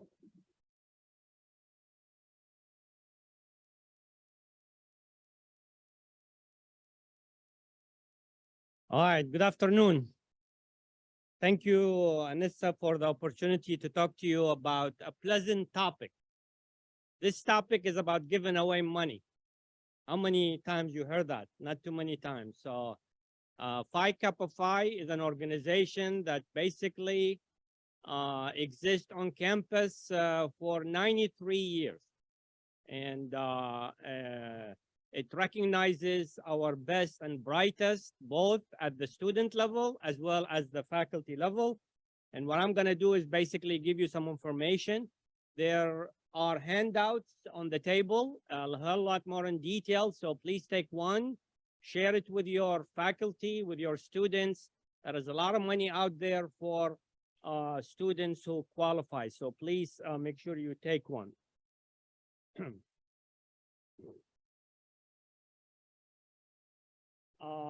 The Phi Kappa Phi is one of the oldest organizations even in the country. It was founded back in 1897 at the University of Maine. It's the nation's oldest and the most selective of all disciplines. It's not a discipline specific, so it's at the university level. And it has more than 325 chapters on campuses throughout the country. And their home office is based here in Baton Rouge. So that is another positive thing of this organization. And the mission of this organization is to recognize and promote academic excellence in the field of higher education and engage community of scholars in service hours as well. Currently, this slide shows you the leadership team of the chapter that was established back in March 22nd, 1930. And you probably know some of those individuals. We have our past president, Richard Velasky. Our treasurer is Julia Ledette from math. And we have two student vice presidents who really do a lot of legwork in promoting the organization in various levels. Emily in MassCom and Elise in College of Engineering Construction Management. And as I said, we're in the business of giving away money. And this organization gives out about $1.3 million a year of funds to qualified students. So that's one of the reasons that we want to initiate as many students as possible, as many faculty that on the awards that we give out as well. That's one of the benefits. Award recognition throughout campus, and Phi Kappa Phi is one of the organizations that is allowed by the university to wear cords during commencement. And that's typically a big deal for the students. So another positive things, career resources, and there are many other benefits. For the interest of time, I'm not gonna go through them. There are discounts, there are resume writing to the students that promotes excellence. This is the individual awards that we give out at the national level. And if you look at the top box, these are the student ones. And that's the one that I hope you take this to your classroom. And shortly, I'll be sending out notification of initiation to qualified students. And they go from as little as $1,000 to as high as $35,000. From awards, Pioneer Fellowship, Dissertation Fellowship, Graduate Research Grant, Study Abroad, Literacy, and the last one, the one we all like, which is the Love of Learning. That's why we all are here, right? And at the bottom one, there are very attractive to faculty. And they give out, this is a new award that's been developed, which is the sabbatical. It's $50,000 for a 1 year to qualified faculty. There is a Scholar Award, which they give once every 2 years, an Artist Award, and a Distinguished Service Awards. These are mainly an awards of recognition. And I'm just gonna give you some background of some of them. The fellowship awards, they're typically awarded to individuals entering their first year of graduate or professional study. And they come at different levels. They give 2 at $35,000, 6 at $20,000, and 54 at $8,500. So it's a lot of money. Deadline is April 1. And this is the one we really push for from the university side. And we like to get as many fellowship applicants, and we've been successful recently. During my tenure, we have 2 applicants, Sana Alam, I believe he was from biological science, and Holly from music, that were awarded this awards. They wrote some excellent application, and there is guidance in how you develop an application as well. There is a dissertation award, somebody to write dissertation, and they give $10,000 to qualified individual. Deadline is November 30 of every year. Graduate research to individuals who are enrolled in a graduate program, and they give out $1,500, 20 of them throughout the country. And LSU has got pretty good share of them. And these are some of the individuals that obtained this scholarship. Study abroad, this is really very nice one.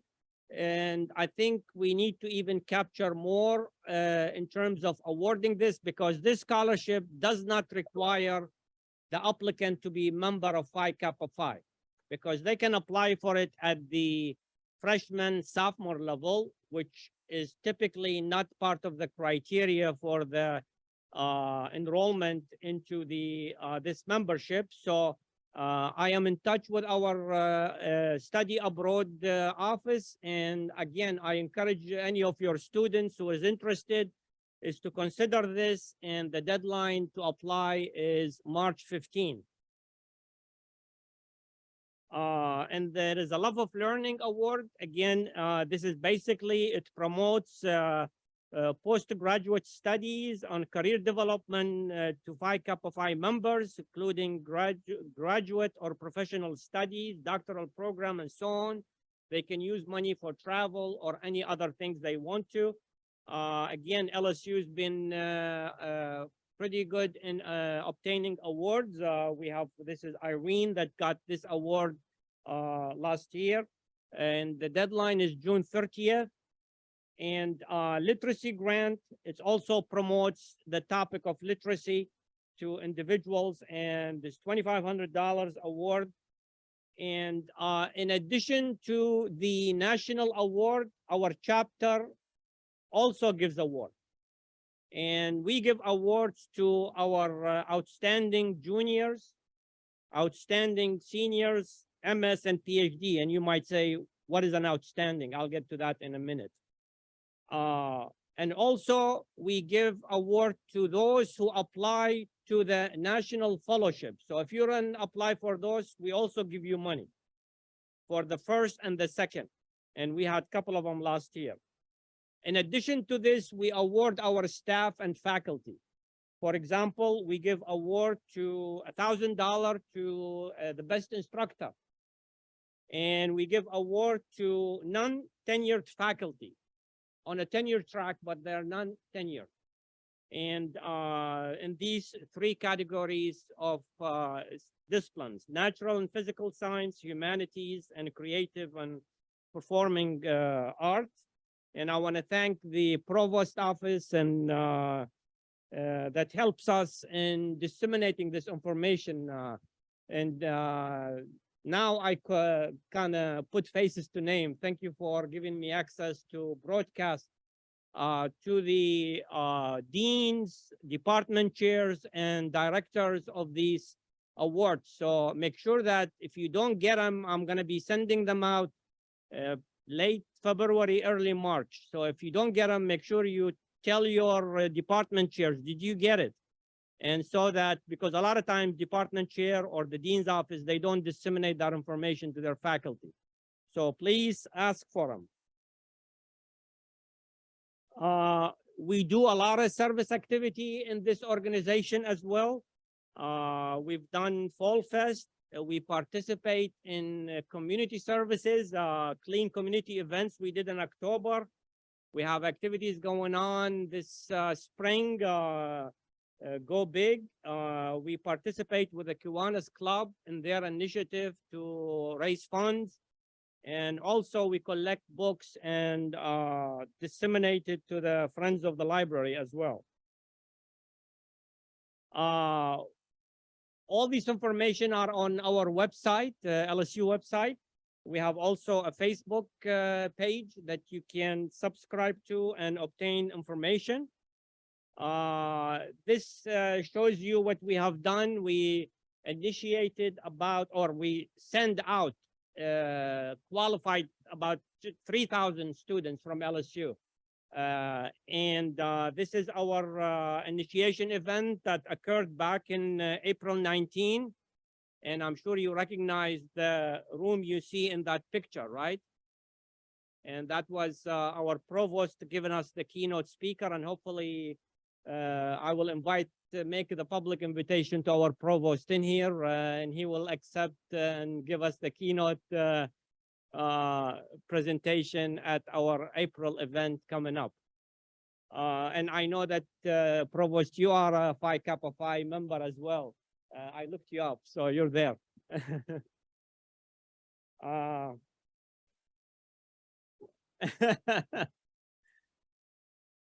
It says you're a member, but you're not active. But you know, I'm gonna make you active.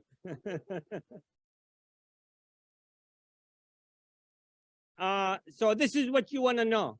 How do students join Phi Kappa Phi? And I get a lot of emails. You know, I am a good student. I do a lot of service, but unfortunately, I don't make the rules. This is the national rules that I have to comply with. And they basically, the juniors must have completed 72 hours, at least 24 hours at LSU. And they are in the top 7.5% of their respective school or the department. So they are the best and brightest of our students. 10% for the seniors, and graduate student are 10%. And typically, the registrar's office provide me with that information. I send an email request, and they give me all that information. We can also initiate faculty, professional staff, and alumni who achieve scholarly distinction with the organization and so forth. So look out for invitations, some of you that will get from me. If you're interested, send me an email to initiate you into this organization. And I encourage you to consider. And our spring 23 event, as I said earlier, is going to be sometime in April. I've got dates to confirm with the provost and others to make sure that that date is satisfactory to everyone. Short presentation. Thank you for your attention. Just change your mode from the conversation into how to get some funds. And these are emails and websites that has a lot of this information that you can access. And again, there is a sheet outside on the table. Please take one. And with that, if there is any question, I can take any. Great, thank you so much. Thank you. So our next speaker is Julie Huppridge from Student Health Center. She's the executive director of the Student Health Center and will explain the Our Lady of the Lake and LSU partnership. Thank you so much for being here. And let me pull your PowerPoint.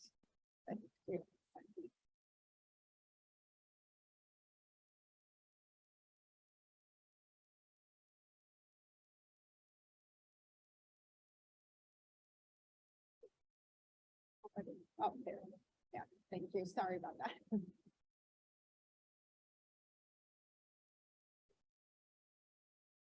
Thank you. Good afternoon. I'm Julie Huppridge. I'm the executive director of the Student Health Center here on campus and was invited to give you a brief overview of our partnership with Our Lady of the Lake that will be effective next Wednesday, February 22nd, and to answer any questions that you might have about the partnership.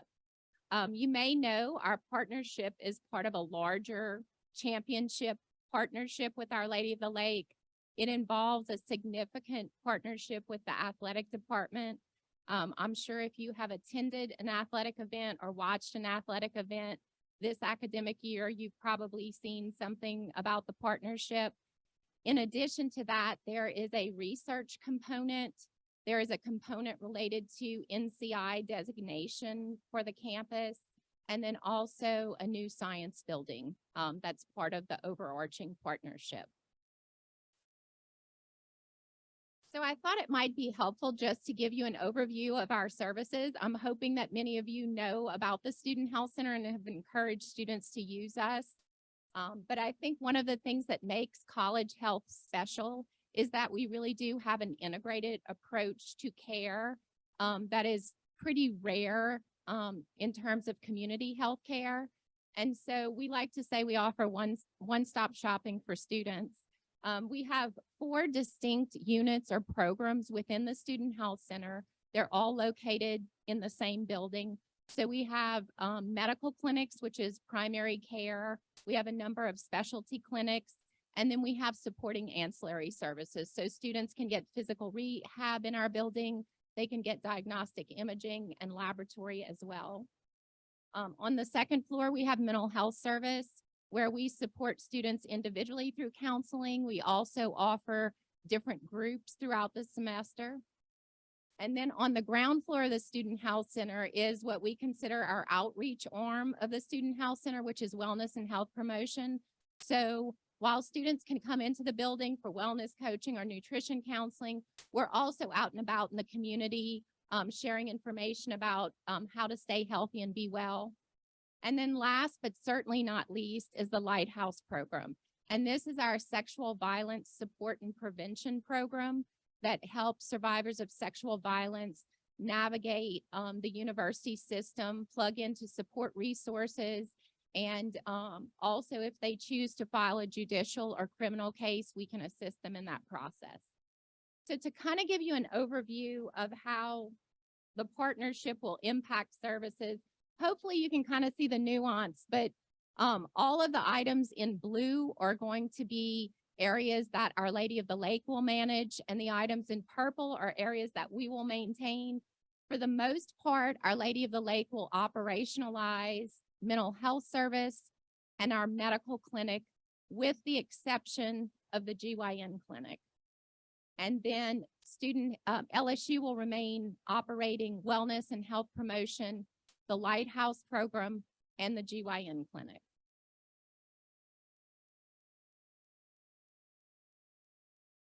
And I just wanted to give you an overview. The student health fee will continue to be applied the same way. So our students pay a fee as part of their full-time tuition and fees. And these are some of the services in our building that are covered in that fee. One thing that we thought was really important is that mental health continued to be covered under the student health fee. We know that that's a growing trend. It was only magnified by COVID, and we didn't want to create any barriers to access for those services. We do bill for services in the medical clinic, and that practice will continue as well. And that's basically a way for us to generate some self-generated revenue so that we don't have to go up on student fees. So this, in a nutshell, is what the partnership commitment is on the part of Our Lady of the Lake. They've committed to investing in $10 million in end-to-end healthcare services. This primarily includes Epic, which is their clinic management system and their health record. If any of you use MyChart for your personal health care, that is a part of Epic. In addition, they've committed up to $3 million a year to support underinsured students and uninsured students. Earlier, we talked a little bit about graduate students and some of the challenges they've had, and international students with accessing insurance coverage and healthcare. So we're really hopeful that this will be a resource that they can tap into. And then pharmacy services. So there will be pharmacy services in the Student Health Center. It will not be a traditional pharmacy. It will be more like a remote pharmacy service. And then also delivery to on-campus and off-campus housing. Students will have expanded access to telehealth. So they currently have access to telehealth through the Student Health Center, but they will now have access after hours. Access to a nurse line, and then like I said, the MyChart is a portion of Epic that will follow students beyond their time at LSU. So if they stay in the FMOL system, then those providers will be able to provide continuity of care after graduation. And then the last thing I wanted to highlight is what might look different for students. The first thing that they will notice is some co-branding within the Student Health Center. So some of the forms, bills, patient education materials will be co-branded between LSU and Our Lady of the Lake. We will have two different billing entities in the building. So Our Lady of the Lake will be billing for the services that they operate. And then LSU will continue to bill the way that we have historically in the GYN clinic. And then last but not least, students will have to navigate two portals. So at this point, we're going to have to maintain our existing portal to manage appointments in wellness and health promotion in the GYN clinic, and also for students to submit their immunizations that are required when they're admitted to LSU. The remaining services that are managed by Our Lady of the Lake will be managed through Epic and MyChart. So from a student's perspective, those are probably the things that they'll notice immediately about the change and the transition. So that kind of gives you an overview. I'm happy to answer any questions that you might have about the partnership or what that looks like for students. Hi, Tracy LeBlanc from English. Thank you for coming. I appreciate it. I hadn't heard about the partnership until just recently. I don't know if you know this or not, but do you have an idea of how long it takes for students to get seen by a mental health professional at the Student Health Center? Thank you for asking that question. So this is a narrative that we're constantly trying to correct. So to schedule a new consult right now, a student probably has to wait about 2 weeks for an appointment. However, we have same-day walk-in access, which is different than urgent access. So even if it's not urgent, you can still have same-day walk-in access every single day. So if a student needs to be seen today, they should be able to walk into the Student Health Center. Now, it's possible if it's not urgent, they may have to wait a minute, depending on, if the on-call clinicians are in with another student, but they should absolutely be able to get same-day access. And you think that'll continue with the Lady of the Lake taking Yes, over that that portion? is our intention. Okay, and one more question. I'm sorry. I know all of our butts are going to sleep. I'm going to be quick. The gynecological clinic will still remain under LSU's purvey. Correct. Does that also mean that all preventive care, including access to contraception, will remain intact? Correct. Excellent. Thank you. And I think that's why it was deliberately structured that way.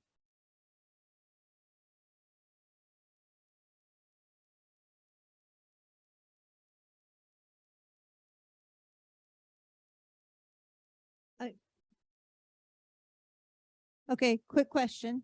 If a student should go for something like nutritional advising and so on, who will they see? Previously I've had students report that they were counseled by another student. So, and yeah. For nutrition Correct. specifically? Mm-hmm. Yeah, so we have a nutrition assistant that basically takes anthropometric data from students and explains to them how to keep a food record so that when they come in for their initial appointment with the dietitian, she has some baseline data. From that point forward, they are seeing a licensed registered dietitian. So if they saw a student, it was for what we call an orientation appointment. And it's really just to gather height, weight, and some background food record information. So the dietitian can do a thorough assessment when they come in. Okay, thank you. Yes.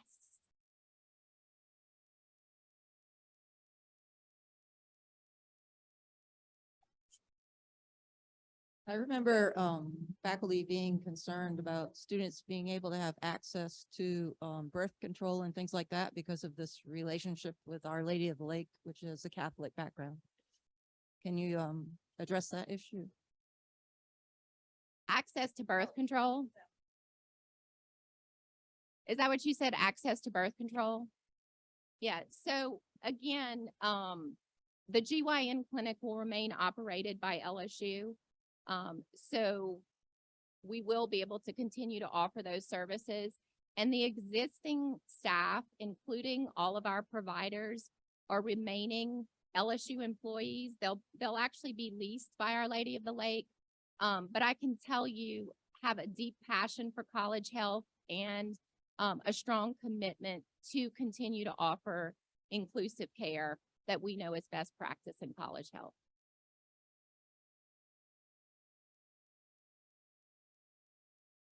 Much for being here. Thank you.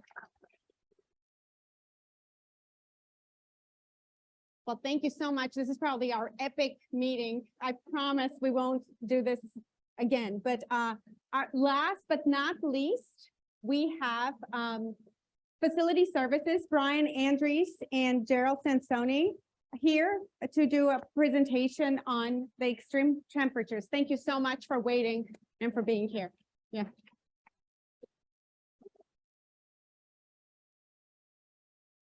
Oh, thank you. You can Progress the slide. you can progress just yeah, down. yeah, or down or this one. Yeah, thank you so much. As introduced, I'm Brian Andrews, Facility Services. Colleague is Gerald Sansoni. also with facility services. Could you speak closer because it's, Okay. yeah. And we of course were asked and would like to come and talk a little bit about some of the heating, ventilation, air conditioning extremes over the last year or so. So to begin, that's typically the cause typically falls in one of two areas, and that's a system-wide issue or a building specific or air handler specific issue. And I want to talk a little bit first about the system-wide issues, and also perhaps describe a little bit about the utility modernization project that's going on. You're probably seeing all the construction across campus, a lot of the pits being dug. You're seeing a lot of activity around Highland Road and the central plant. So with that, I'll jump right into the modernization. Some of the outages you probably received notices of a system-wide outage where we have chilling or heating problems. And just in case you don't know, the majority of LSU buildings are heated and cooled on a central system.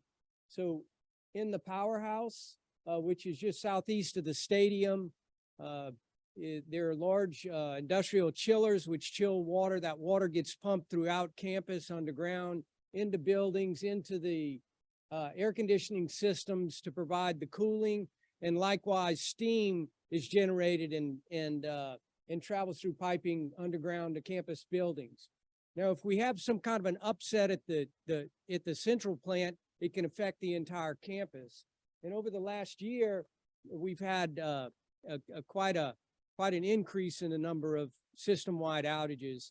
Now what's going on is LSU embarked in March of last year on a modernization project, and that is to modernize the central plant and expand the capacity. The average life of the chiller and boiler equipment at the plant right now is 29 years, and nearly all of this equipment will be replaced with more efficient, modern, and of course, new equipment. As this project progresses, some of the equipment has to be demolished to make way for the new equipment. And so when that happens, we lose reserve capacity. And some of the outages were caused by this loss in reserve capacity. Then the remaining old equipment breaks down, and now there's a limit on capacity. And that's when you see a capacity-wide outage. Some of the things that have been done to try to alleviate this is to bring in additional rental equipment. If you'll notice at the powerhouse in the parking lot, you'll see 5 additional chillers that have brought in rental chillers. An additional rental boiler is going to be delivered within a week or so and hooked up. And these will provide extra capacity in the event of breakdown of the existing equipment as it's replaced. And this, it's quite an effort. It's a $115 million investment on LSU's part. And I like to walk you through some of the areas. This is a photo of the main plant. While the chiller equipment is going to be installed indoors, the boiler, the new boiler is going to be installed where you see a 2-fan cooling tower on the left side of the photograph here. That's going to eventually be demolished, a new boiler built. And if you look at the Highland Utilities plant, this is on Highland Road, next to Efferson Hall, between Efferson and Ag Chemistry Building. This plant was a very small plant in the scheme of producing heat and chilling. It's being expanded from about 1,500 tons of chilling to over 7,000 tons. And then the distribution system for the chilled water is also being improved and expanded. You probably noticed some large pits around Highland. Highland and South Quad Drive, and then throughout campus, up Tower Drive, South Stadium, back to the plant. And this is to install new underground piping, new underground electrical distribution, and communication cables. So this is all, all part of a modernization project that's underway, here at LSU. The schedule for the modernization, it began in the first quarter of last year, in March of last year. And you can see that the Highland construction on the top is underway, and it completes in September of this year. So that's a really key point. That's when we'll have a lot of additional capacity added to the system. You should see much less, system-wide impacts at that point in time. But again, we are doing things to try to mitigate it with rental equipment until we get to that point. The distribution system goes on through this summer, and then later on another phase of that. And then the main powerhouse construction underway completes in the fourth quarter of 2024. So again, the system-wide outages, this is what's going on with the modernization. It has limited our reserve capacity, and we've been caught with system-wide outages. This is the circumstance with the system-wide outages. Gerald's going to talk a little bit about the building outages and how we can get information to you all for those kind of. Yeah, so for those of you who may have gotten an email from a building coordinator that said chilled water's out today or steam's out or something like that, I'm the guy who sends all those out. So sometimes I think of myself as the most hated man on campus because I tend to be the bearer of bad news, not intentionally, but it just works out that way. But as Brian said, we still have, once we get the chilled water to the building or the steam to the building, we still have aging components within the buildings. And unfortunately, the modernization process does not have components in it for the actual components within the building. So we are still going to run into some issues. So if you have an issue within the building, there's 4 different ways that facility services can be alerted about it. First and foremost, there's a contact to the building coordinator. We like that approach because the building coordinator can then, they know what's going on in the whole building. And so rather than 20 people contacting facility services, 1 is. Or you go to the building coordinator and they say, yes, we've already put that into facility services. It's also a central point for us to communicate with. If something, we have to order parts or something like that, we can tell that one person who can then disseminate the information. But you can also call us directly at 578-3186. So if you happen to show up to a classroom and you can't get down the hall to the building coordinator, you can hit us on the cell phone real quick and say, hey, I'm in the auditorium at Energy Coast and Environment, and it's boiling in here. Can you help me out? And then they can put in a work order and dispatch someone there. Or if you're at a podium like this, you can email us at the facilityservices.lsu.edu and request service that way. And then those of you who may have famous access or the building coordinators do, a work order can be entered directly through the famous work order system. So when an issue is discovered, it needs to be reported, right? So that either goes to a building coordinator or it comes to facility services for that issue. A work order is then created. It can be done in famous by the building coordinator, or it can be done by us at facility services from the phone call or the email. That gets dispatched to the crew, who then goes out to diagnose and repair. But unfortunately, sometimes we're waiting on a part. And I'm not sure about any of your personal dealings with things that you may have had to maintain over the last several years, but the supply chain is a wreck. And unfortunately, we don't always have something as simple as a bearing on a shelf, and we can't always run down the road to Granger or Motion Industries or somebody and pick it up that quickly. And so there are times where there are delays, and unfortunately that results in some discomfort throughout that process. We keep the building coordinators informed with that as much as possible. So again, they can disseminate that information. Once the parts come in, everything is resolved, the work is complete, and the work order gets closed at that point. So we know that there are times where faculty, many of you teach in classrooms that are not in the building that your office is in. And so you don't know the building coordinator, and the building coordinator does not know you. So we're trying to find a way to disseminate that information to you so that if you come to teach on a Tuesday and it's warm, and then you come back again on Thursday and that same classroom is still warm, you're like, what is going on? They're not doing anything about this. We don't know what's going on. Well, if that work order has gotten to us and we've responded to it and it's a part issue, we could have informed that building coordinator. Or if it's an issue specific to that building, maybe a system's down for the whole building and we've submitted an outage request, it goes to the building coordinator and they get that out to the occupants. So I know Dr. Bach stepped out, but in the fall semester, I met with her and met with the registrar's office, and we implemented something starting in this spring semester where they're sending a list to the building coordinator of all the faculty who were teaching in those classes. So if we have an outage that occurs, whether it's all of a sudden the you know, y'all saw in the Reveille, the power went out in a couple of buildings last night in the res halls, right?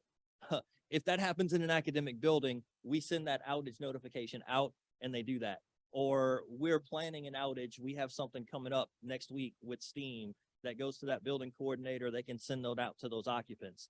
If it's internal parts specific to that building, they can still communicate that information there. So in an effort to improve that flow of communication, that's one step that we've taken to try to make sure that you guys get that information from us through the building coordinators, because we've got over 500 buildings, and for me to know who's in every building is impossible. But if you asked me specifics, I could probably tell you first names of many of the building coordinators who I've communicated with. So we're hopeful that that will help the flow of information and also help it get back to us as well, and that we can get issues resolved sooner rather than later as they're reported through the proper chains. So with that, we'll be happy to take any questions that you have.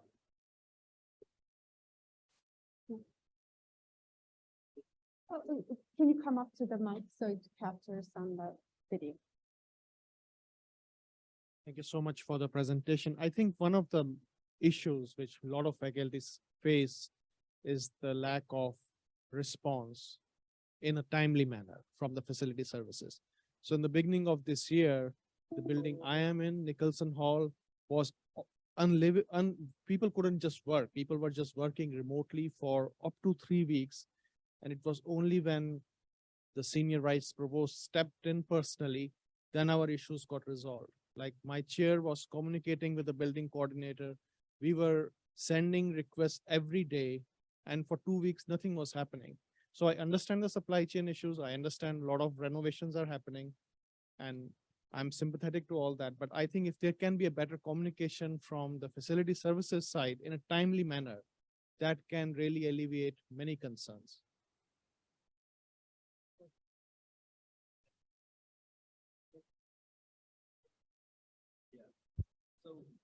So at Nicholson, at the beginning of the year, there was the chilled water outage that had affected buildings. And we actually, there was a place in Nicholson that through the project, we put some temporary coolers in. And those coolers that the project put in were a little bit larger than the power source. They didn't plan that out effectively. And so we went in and changed some breakers. And so that temporary cooling was able to run. When the outage was scheduled to end at the end of it, then the powerhouse had some issues that further prolonged the chilled water outage. And then there were some additional equipment failures that were discovered once the chilled water was on, and Kevin Patton started talking to the building coordinator at that time. So we know we have some opportunity, and we're doing everything that we can to try to communicate better. So thank you so much for that clarification. But one of the questions which then comes up is that we are spending so much of money on these upgrades. What is the reliability of the system going forward? Was this a one-time issue and we have solved it? Or is this going to occur again in March or in May or something like that. Yeah, so you talk about the modernization project, right? The So- reliability of that. Yeah, that's a very good question. The modernization project builds enough capacity to not only have standard redundancy, but also covers the campus master planning for like 5 or 10 years, depending on timing of new equipment coming online, new buildings coming online. So it's going to be very robust. So I'm glad to say. So. Hi, Hannah Blaglavitz from CMDA. So we got an email saying that there's going to be a steam outage over Mardi Gras break, which makes sense because usually people aren't on campus then, but we have an audition day on Saturday, and that's kind of an important day to bring prospective students on campus, and it's actually going to be cold this weekend, so. I gotcha. So Zach and I have a great relationship. Zach reached out to me. I communicated with him, found out that auditions were Saturday only. I'm not sure if he sent you the update, but we sent an update out. We're not starting the outage until about midnight, 11:59 p.m. on Saturday evening. Okay, thank you very much. Now with that, if it's extended one more day, so it's going to go into Thursday. Oh, but no. but hang on, we looked at the weather report. It's going to be in the 70s on Thursday, so you need chilled water, not steam. Okay, thank you very much. So yes, we work with everyone as much as possible when possible. Yes.